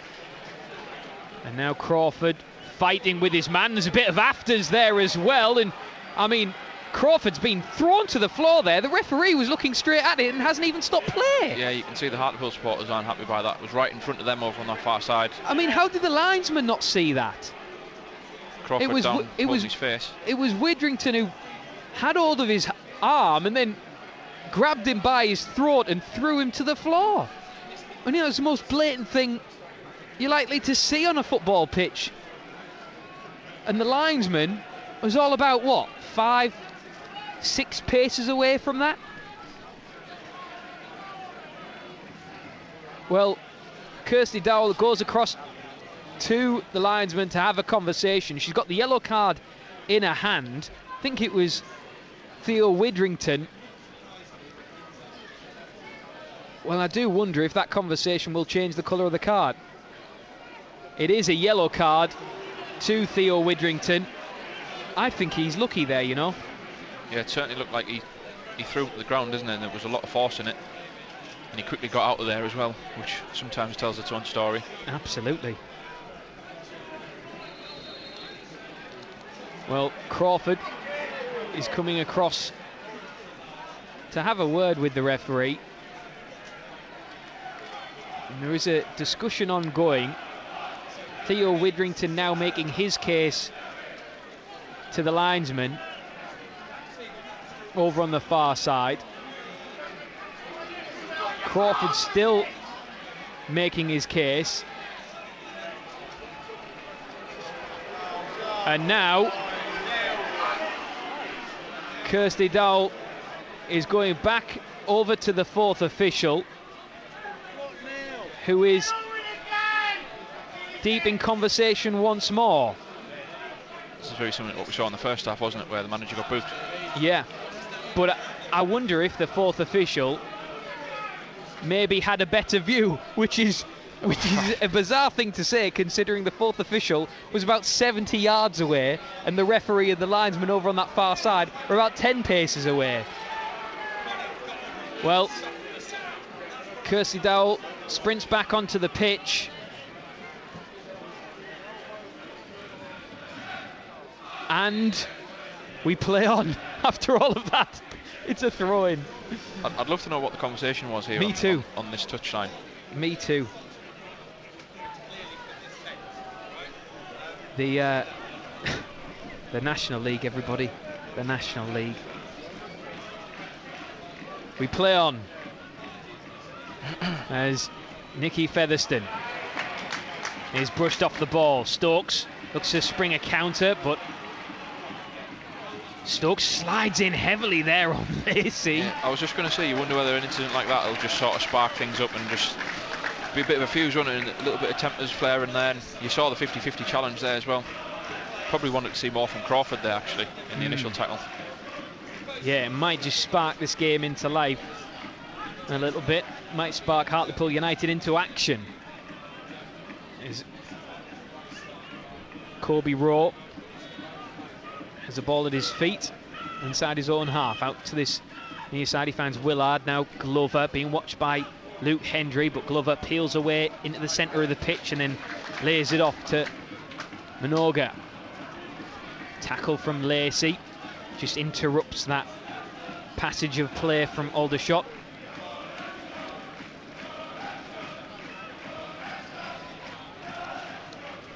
And it's Rowe in possession once more as the latest train chugs past the recreation ground. At least the trains are working down here, I guess. Yeah.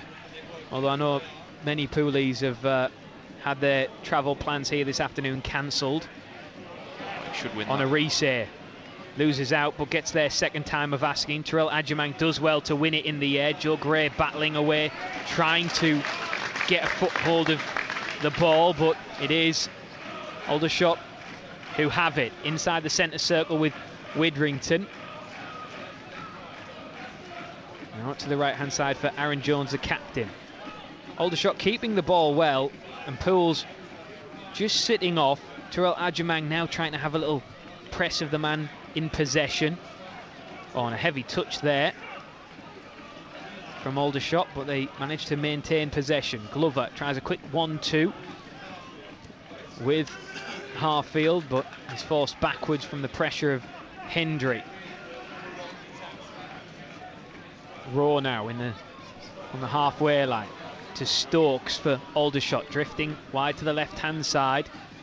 Glover inside the area. Onarise just stops that move. It opens up though for Glover, space to shoot, and he does, but the shot is blocked by Onarise. And rebounds for Crawford, who does well to nick the ball past his man. Crawford could be in here. Desirue is in the centre of the pitch if he can find him, but he's just overrun it, Crawford. But he at least dragged his team up the pitch, and Crawford has gone down clutching at his ankle. And hopefully that isn't anything sinister, because Pools, who've already lost Zach Johnson this afternoon, have Crawford down and seemingly in need of some treatment. The physio just checking on him, but Crawford picks himself up. I think we'll be okay to continue. Yeah, it was a decent run. He got the beating of the first man, and then just a heavy touch. You know, Desiree sort of held his run, waiting for a ball to come across. Heavy touch just took it away and invited Rowe across. So many times this season when just that heavy touch has been the thing that's let Pools down, really. I think one thing I would say as well, we said it after 3 minutes when Rowe got the card, can they test him? And they haven't really been able to get him on the back foot, get him turned first his own goal. Something we would like to see more of in the second half. Absolutely, that's a very good point. 55 minutes on the clock. Through ball, the offside flag is up though. Pete Jameson off his line quickly to intercept the danger, but it wouldn't have mattered. Aaron Jones had strayed beyond the last defender. So a free kick the way of Pools, as the pouring rain, which was really hammering down in the first half, has just subsided somewhat to a light drizzle. But thick grey skies above us here in Hampshire this afternoon. There's Matty Dolan, the first half substitute. Almost gets caught in possession there by Stokes, but he turns away and finds Nicky Featherstone. Featherstone out to the left-hand side for Crawford. Desirue, Joe Gray all around the edge of the penalty area. Featherstone now wide on the left, hugging the touchline. He's got Ferguson in front of him. Instead he goes infield to Joe Gray, stabs it back to Featherstone, clips it into the area for Featherstone once more. It's breaking, it's bouncing, and Desirue swings his boot at it. But Just instead, it's going to come to Hendry there. It's a corner for Pools. But at least it's a bit of pressure in the final third. You know, I think the problem we saw there went out. It was Featherstone who played the ball out, and then he didn't really continue the third man run, so it was kind of stopped. But it was a decent clip over the top from Ferguson in the end. As Oldham have gone 2-0 up against Rochdale. Elsewhere in the National League, here it's still Aldershot 0, Pools 0. Pools with their third corner of the game in the 56th minute. Featherstone drills this one in, but it's all the way through over to the far side, and Crawford busts a lung to try and get there, and does. Plays in Ferguson. This is better from Pools. Ferguson tries to deliver inside the area, but a swing and a miss from Colby Rowe, the centre-back, and cleared eventually by Aldershot. See things with that as well, the conditions, it's going to skip off the turf, isn't it? Yeah. And look at the Aldershot manager, Tommy Widrington, absolutely barking instructions at his defenders as the ball falls through to Joe Gray inside the box, left hand side, trying to find space for himself. Liz off for Hendry, whose shot is tipped over the crossbar by Van Stappershoff. A good save, a save that was needed, but the play from Gray there to find the space, keep his composure, lay it off for Hendry, whose left-footed shot was touched behind for another Pools corner. Yeah, composure is the word there. Joe Gray did really well, picked his man. Hendry's unlucky, you know. It's a good save. Corner again. As well. It was, yeah. Another corner for Pools. Featherstone, that's a better delivery in towards Matty Dolan. An overhead kick from Desirue! What a goal! Manny Desirue with a spectacular overhead kick. That is as good as you will see. Back to goal. Mobbed by red shirts. It doesn't matter. Manny Desirue has that in his locker. Pick it out. Pools take the lead on 58 minutes. It's Aldershot 0, it's Hartlepool United 1. What a finish that is. You know, I know it almost went in slow motion. The time stood still waiting for that to creep in, but the audacity to try it, from a corner as well. We spoke about corners and set pieces earlier in the game. Featherstone whips it in, sort of loops up into the end. Desirue back to goal, thinks why not? Acrobatic into the corner. Goalkeeper's rooted and just watches it go into the side of the net. Brilliant, brilliant goal. Who knew that Manny Desirue could do that? Answers on a postcard, please. I mean, that. There's so much to pick out of that. To have the confidence to try it is one thing, but to be able to connect with it, get the direction on it, get enough on it as well. And you're right, it was entirely in slow motion. Confidence as well, you mentioned that there. Would that have been something he would have tried before getting those 2 goals against Eastleigh? I think he said it in his post-match interview, didn't he? Confidence is a drug, and especially for strikers, he's not trying that a couple of weeks ago when he was a little bit out of form. So full credit to him, and it's paid off.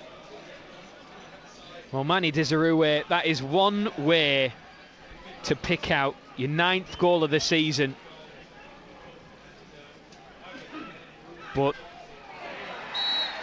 you would expect Aldershot to rebound strong, as Manny Onarise is giving away sloppy free kick, which is taken quickly. Aaron Jones from distance, his shot goes straight into the gut of David Ferguson, who has stayed down. Terrell Adjumang in danger of being out muscled, but does well to hold his man off. Hendry finds Crawford. Pools are just playing with a little bit more confidence now. Crawford with a beautiful through ball out to the left-hand side for Desirue, the goal scorer, trying to turn provider perhaps, or he might go by himself. Desirue gets right underneath it and skews it wide, high and wide, into the fans behind the goal of Jordi van Stappershoff. Yeah, as soon as he saw the whites of the goal there, he was never going to really pass that, I don't think, once he cut inside. But better, you can see that how much a goal has lifted them already.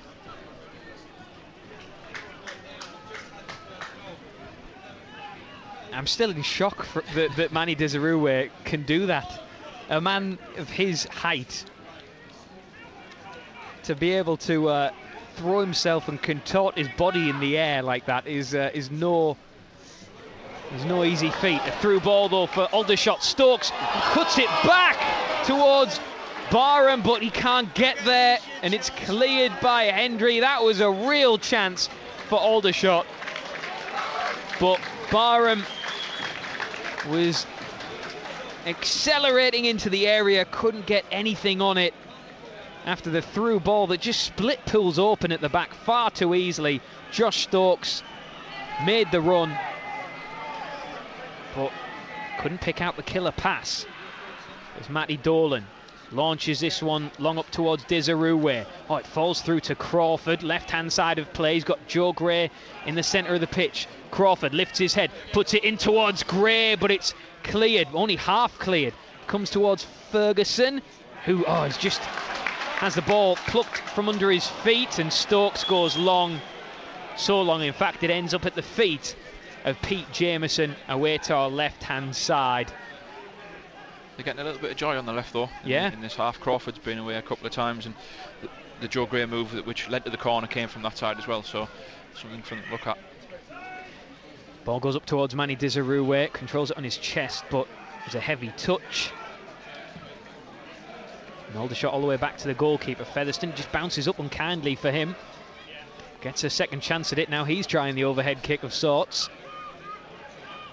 Joe Gray pressing as he always does. His work rate is never questioned, is it, Joe Gray? No, he runs the channels well, doesn't he? And he hustles and he hurries. He's having a decent season, to be honest. Yeah, 3 goals so far this season for Joe Gray. The most he's ever scored in a campaign is 4. You'd bet on him to better that this season. Just looks like he belongs a little bit more this season at the moment, which I guess you'll get from the run of games that he's getting. Space for Willard, 25 yards out to the left-hand side for Glover. Aldershot building something here, curled into the back post, but it's curled wide. And out for a goal kick. Still Aldershot 0, Hartlepool United 1 on BBC Radio T Sport, on your DAB digital radio, and on the BBC football website. Pools leading thanks to a Manny Dizarouwe overhead kick. Yes, really. Do not adjust your set. Them's the facts.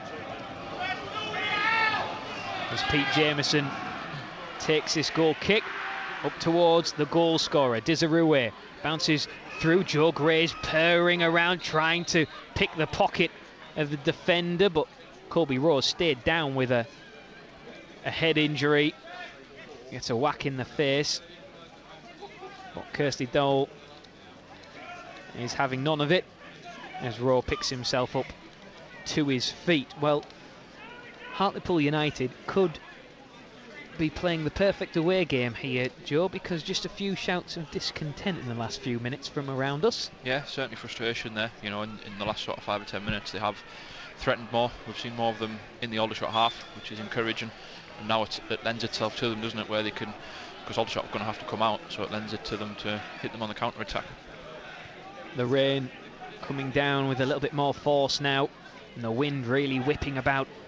Also this afternoon in Hampshire, the floodlights beaming down bright in the slate grey skies. Colby Rowe in possession for Aldershot.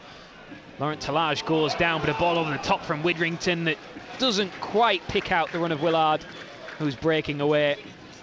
The ball instead skips up off the turf and into the arms of Pete Jameson. And this is working well for Pools because it's taking the sting out of the game, it's managing the game, and it's causing a little bit of frustration for Aldershot. Yeah, you can already see Tommy Widrington just sort of telling this player to calm down. You know, there's still time for them. But that happens, doesn't it, when you're behind? You just go chasing and sometimes don't think as you would with a score at 0-0. As Eastleigh have gone 2-1 up against York City. Oh, a loose pass there that finds Gray. Now Hendry.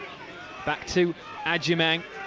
Adjumang continues his run as Hendry finds Dizarouwe. Pools just keeping possession here and moving the ball around. Adjumang right on the touchline on this near side. Skips past his man. That was good work from the Borough Lawney. Dizarouwe tries to go the long way around his marker.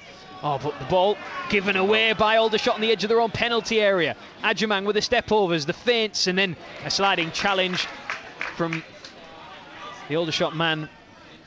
Now Hendry picks up the ball. Gray back to Adjumang once more. This is good confident build-up from Pools as Adjumang twists and turns and needs a bit of space. He finds Joe Gray inside the area. His shot takes a wicked deflection and goes behind for a corner, but it just opened up for Joe Gray there. And you can't give that man that much space. No, it was a nice confident build-up, to be honest. There was a little bit of swagger about them, again, which obviously comes from the goal. You know, and as you say, it opened up well for him. Deflected over.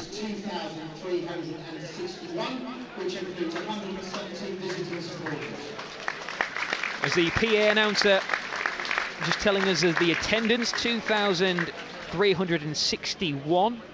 Which includes 170, I think it was 70. 70 or 17. I 70 it was, yeah, 170 from Pools. Corner for Pools. Featherstone with the corner. Dizarouwe with the header. And hooked behind at the vital moment for another Pools corner. Gray's got his hands on his head there. That was coming his way. Yeah. To just to flick in. So Hartlepool United leading by a goal to nil at Aldershot, a wet and wintry Aldershot with 67 minutes on the clock. Featherstone delivers from the corner. It goes into a mass of bodies. Matty Dolan gets a head on it. It might fall for Lacey. If he can find some space, his shot is just crowded out. It comes to Featherstone wide on the left-hand side. Stops the ball dead. Tries to work some space again. Oh, sells a dummy. Sits his man down. Sends him for a pasty. Goes to the byline and then puts it behind. It comes off the goalkeeper. Does it? No. It had crossed the line already. And it's out for a goal kick. As the wind just blows in from the right-hand side. He'll be disappointed that it's gone as a goal kick because he did all the hard work. He did really well on the left to beat his man. He did. And Stokes finds some space on halfway for Aldershot. He's been tracked by Adjumang. Can't quite get there. An opportunity for Harfield to float one into the back post, and Talage absolutely miscalculates and takes a fresh air shot as Pools get the throw in over on the far side. So just over 20 minutes left to play. Aldershot 0, Hartlepool United 1, thanks to a Manny Dizaroué overhead kick. It doesn't feel any more real the more you say it. As now Pools have a man down. It looks like Joe Gray, who's in the wars again. He has been in the thick of the action, Joe Gray, this afternoon, hasn't he? He's been punched and kicked from pillar to post. As Aldershot get ready to make some changes, and I think we might see a debut for the Serbian youth international, Dejan Tetek, who's getting ready to come on. Joined yesterday as a free agent. David Ferguson just gets the balls caught underneath his studs there for a moment. Gives possession away to Aldershot, but Ferguson does well to win it back. Now Featherstone and the Pools captain combine well. Dizaroué, a little pass round the corner to find Joe Gray. Does very well to keep hold of it. Gray finds Crawford, left-hand side, edging into the penalty area now. Crawford looks for the shot, takes a deflection and easily picked up out of the air by Van Strapper in the end. Willard now for Aldershot. You can't take your eyes off this game for a second at the minute. It is moving at a pace. Things going on in the dugouts. Rain pouring down, and both teams looking to really cement their way on this game. Pools leading by a goal to nil, but Aldershot are not out of this by a long way yet. As Willard turns easily away from his marker, but then gives possession away to Honorise. Now it might just open up for Pools here. Crawford looks for a through ball for Joe Gray, who is in. He's running in on goal, but the markers are getting back to him. Joe Gray by himself. The shot is saved down low by the right boot of Jordi van Strapper.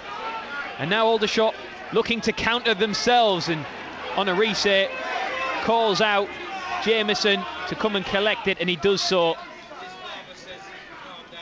Well, this is opening up as Corby Rowe has possession for Aldershot. Out to the right-hand side for Jones. 20 minutes left to play. You feel there's more goals in this, don't you? Yeah, it looks that way. It's opening up. The keeper made that look a lot easier than what I think it might have been. It was almost like a five-a-side save, wasn't it, with his foot? Just sort of standing there, but yeah, they look as though they're a threat on the break. Gray in particular, and like we said, he was up against Rowe there, who was on the yellow card. He couldn't really commit much. But good ball by Crawford as well in that build-up. Yeah.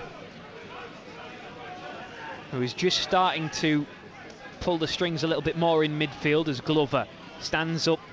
Adjumang forced infield to Rowe, who is still on that yellow card, as is Theo Widrington.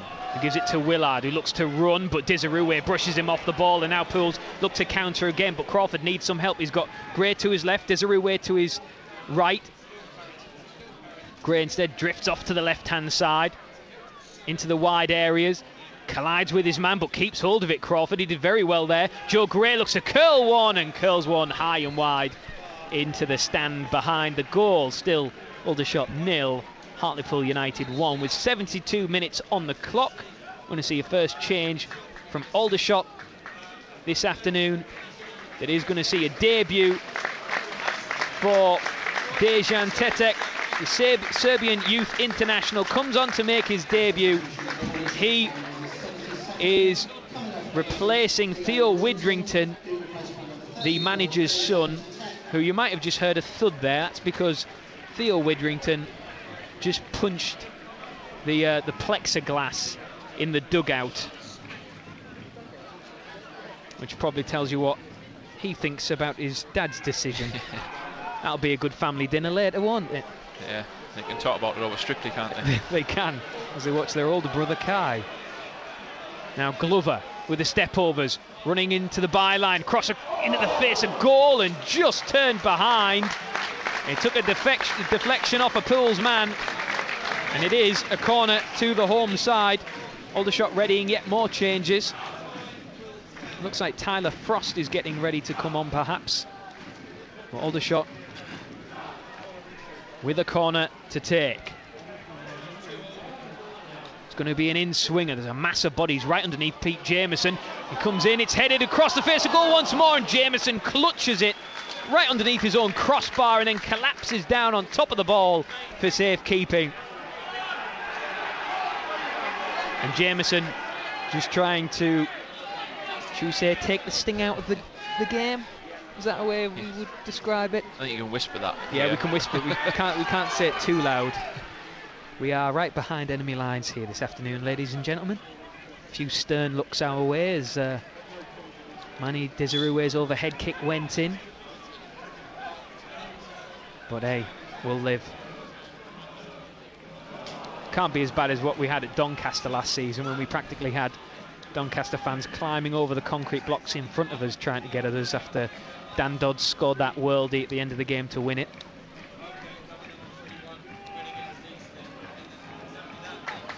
Lacey looks for a forward ball toward Desirue, but just intercepted there by Minoga. That long ball forward is straight at the feet of Pete Jameson. So, with 15 minutes left to play, let me take you through the scores elsewhere in the National League. Then Fylde 1, Ebbsfleet 1. Ebbsfleet down to 10 men though. Barnet 2, Maidenhead 2. It's Bromley 2, Oxford City 1. Dagenham and Redbridge 1, Woking 1.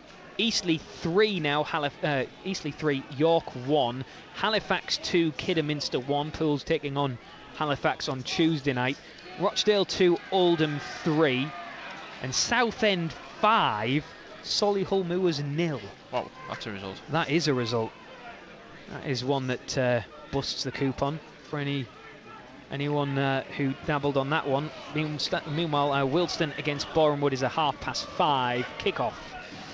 Here, Aldershot 0, Hartlepool United 1. Manny Desirue with the goal that separates the two sides, his 9th of the season, and by far his most spectacular. An overhead kick from almost the edge of the penalty area, it felt like. Although I might be glorifying that in my own mind. I'll be saying it was from the halfway line by the end of the game. Aldershot in possession with Barham out to the right-hand side for Jones. Fakes to cross and then does, but it doesn't even beat the first man, which was Crawford. Manny Desirue traps the ball and then wins a throw-in for good measure. Good work there from the Pool striker. And now a change to be made by Aldershot. It's going to see Jack Barham go off, and he is replaced by the number 39, Kwame Thomas.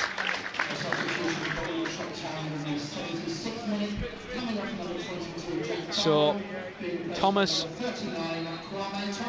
coming on to lead the line alongside Laurent Talage. It is a like-for-like replacement of sorts.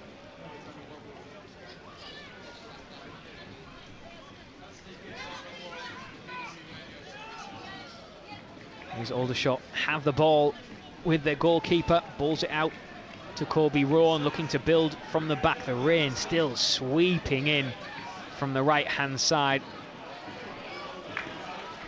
The players' shirts absolutely soaked through. There's Glover.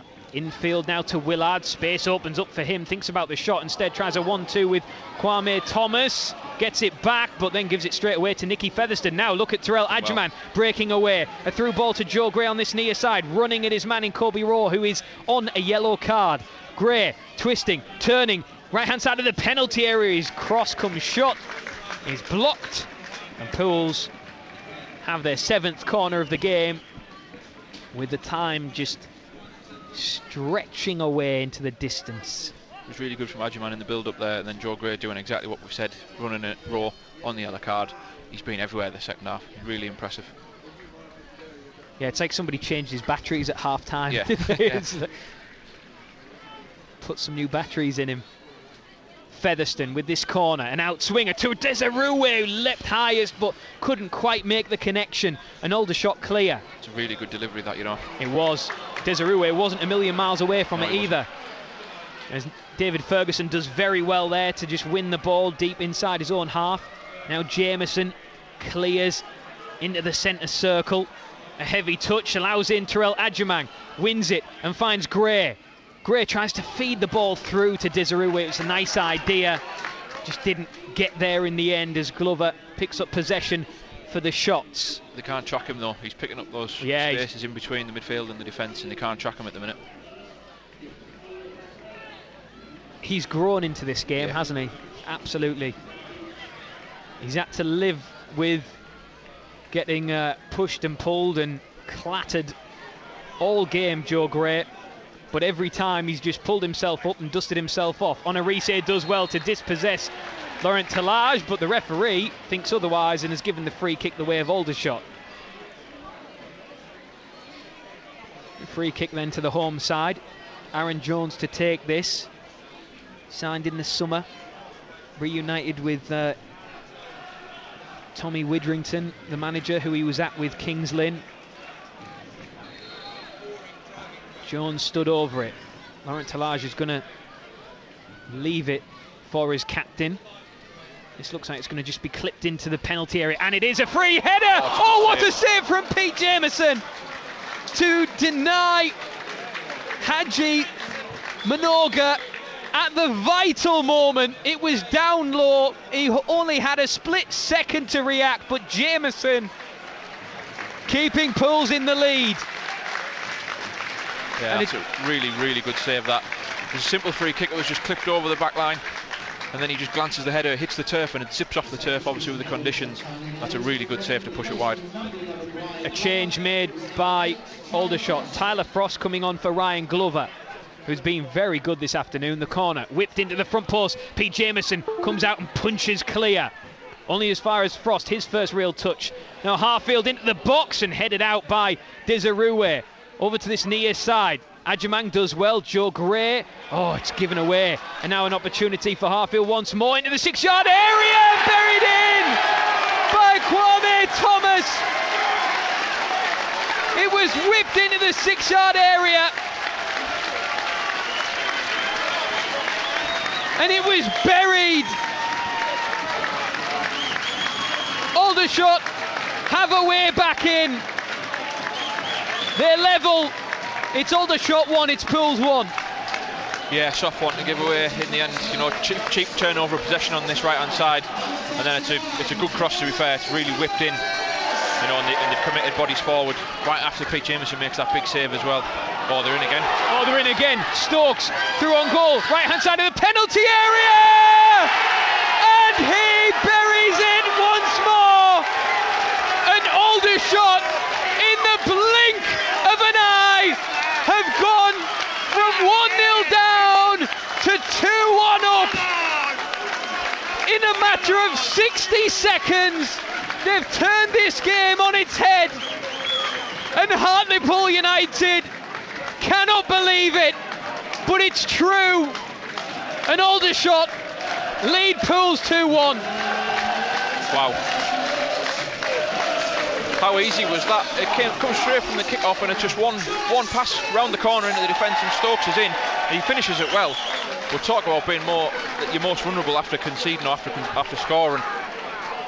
And I don't even think it was 60 seconds. I think you're doing them a bit of credit there. Immediately from the kick-off. Wow. Wow. Well, Hartlepool United and John Askey making the changes. And Josh O'Meara is coming on to replace Joe Gray. I'd say that's harsh on Joe Gray, who has been brilliant this afternoon. But Gray comes off, and O'Meara comes on. A man who needs a goal. And what a time it would be to get just his second of the season. Desirue flicks it on towards O'Meara. He was almost in at the first time of asking there, but Aldershot can clear. And now Manny Onarise pretty much getting a piggyback off the back of Kwame Thomas. And how football can change in a moment. In the split second.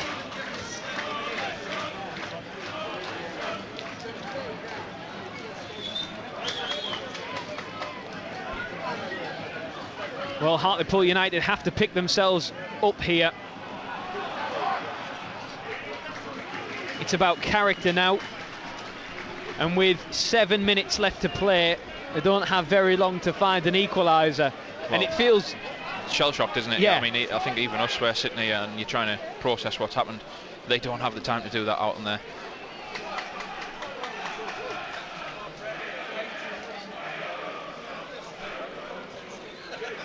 less than a minute between the two goals. But how can you give possession away so quickly from your own kick-off?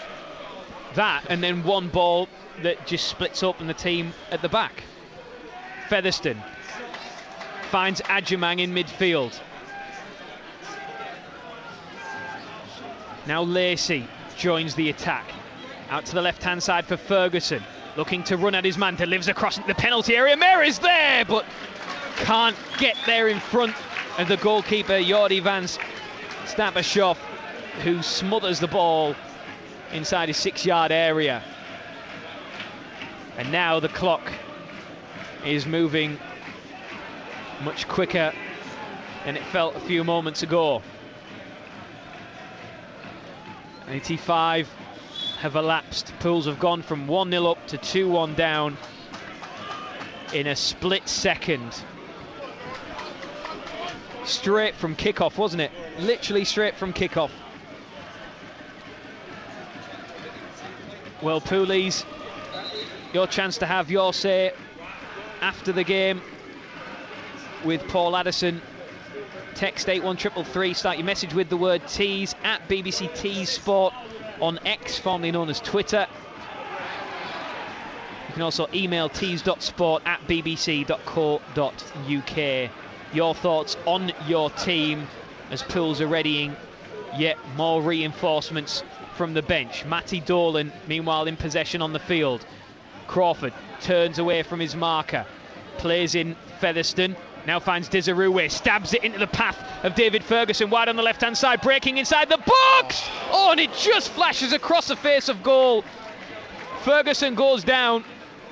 The opportunity was there, but the ball runs across the face of goal and out for a goal kick, with Aldershot still leading by 2-1. He does everything right there, David Ferguson. Had the pace to beat his man and then puts it right into that area where any sort of touch, we'll probably see that go in. I can see Charlie Seaman getting ready to come on.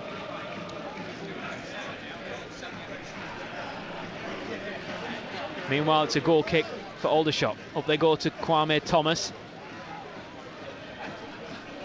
He heads it out for a Pools throw-in deep inside their own half. Well, sometimes when it's not going your way, I mean, it really goes against you, but Pools can have no real qualms about that. It was all of their own doing. Yeah, you just simply can't give the ball away like that, straight from the kick-off. As the change confirmed, Manny Onarise is coming off. Charlie Seaman coming on to replace him.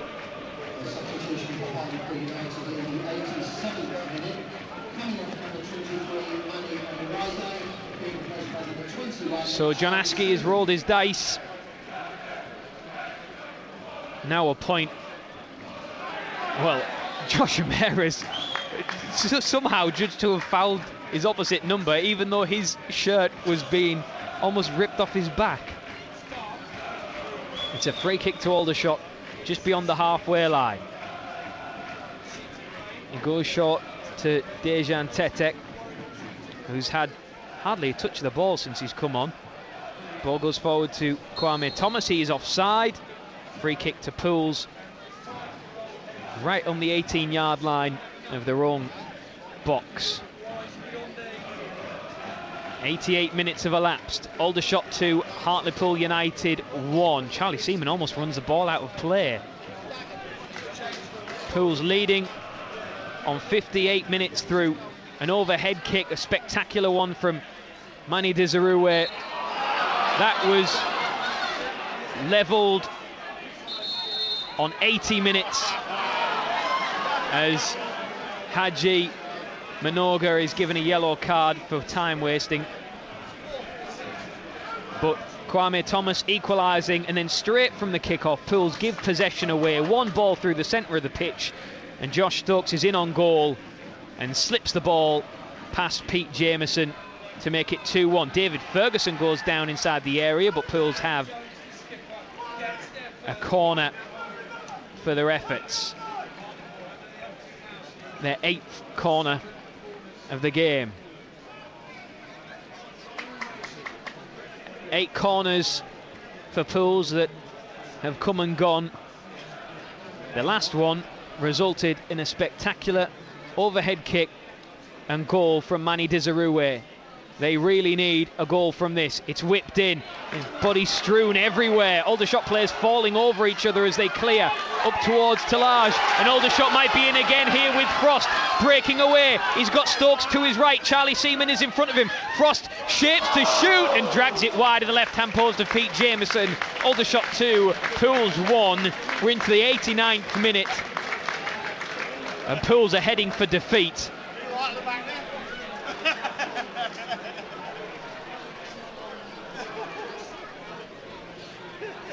As Morgan Rogers has scored for Middlesbrough against Birmingham. So Borough 1, Birmingham 0 in the Championship. Here in the National League, Aldershot 2, Hartlepool United 1. We're into the final 60 seconds of the 90 minutes. Aldershot go long from the goalkeeper. Crawford, little pass around the corner, but that was wayward. Pools have it back with goalkeeper Pete Jameson, who gives it to Terrell Adjumang. Well, John Askey must be absolutely tearing his hair out, Joe, because how do you legislate from that? I mean, you can't. Yeah. Like, you know, there's nothing you can do on the training ground that will prevent something like that happening. Well, Josh O'Meara tangling with Ollie Harfield there. Need to be careful here, Pools, that they don't boil over. 7 minutes of stoppage time, which we're into now. A sharp intake of breath from those around us from an Aldershot perspective here at the recreation ground this afternoon. Aldershot 2, Pools 1. Somebody behind me has just said 7 minutes feels like 7 hours in a time like this, but Aldershot might do it themselves as Laurent Talage is being dragged down by Luke Hendry, who gets a yellow card and a free kick the way of the home side. Desperate stuff now. Aldershot would leapfrog Pools in the table if they can see this win out. Pools' last defeat at Aldershot was back in 2018, where the score, funny enough, was 2-1. That was 5 years ago.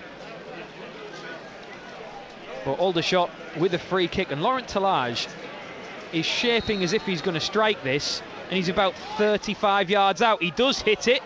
It rebounds off the back of Kwame Thomas, and it's going to be a corner because Pete Jameson scrambled to stop it going from behind, but instead, inadvertently, has conceded a corner.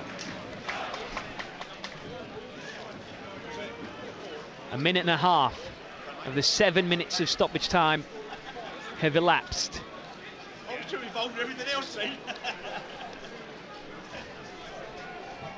A corner to be taken by Ollie Harfield.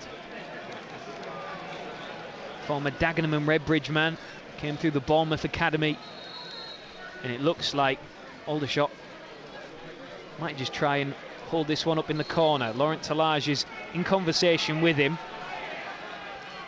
and they've taken it very short indeed, and they're trying to hold it up, but Matty Dolan does well to win the throw-in midway inside his own half.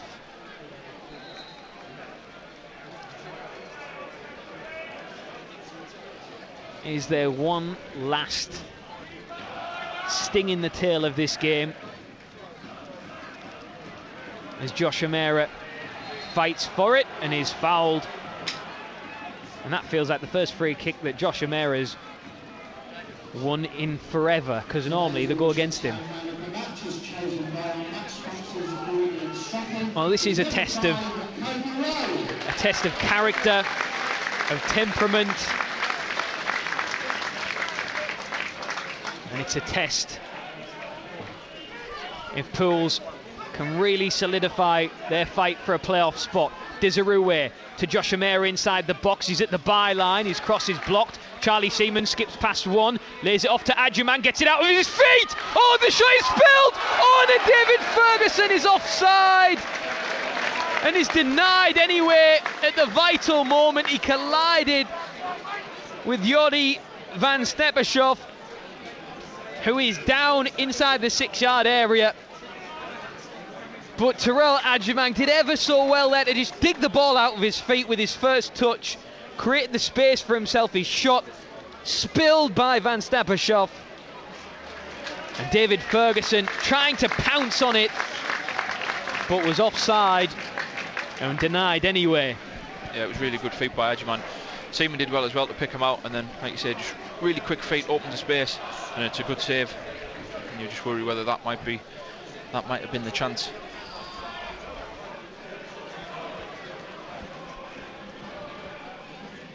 Four minutes of the 7 have gone as Crawford wins this header inside his own half. Oh, Kwame Thomas has been caught with an elbow by David Ferguson there as the pair leaped for the ball.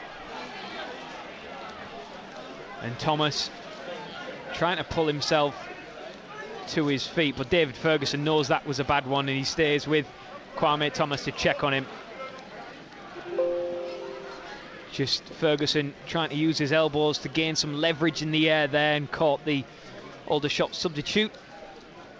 But this will just evaporate some more of those seconds into minutes. But what an afternoon, Joe.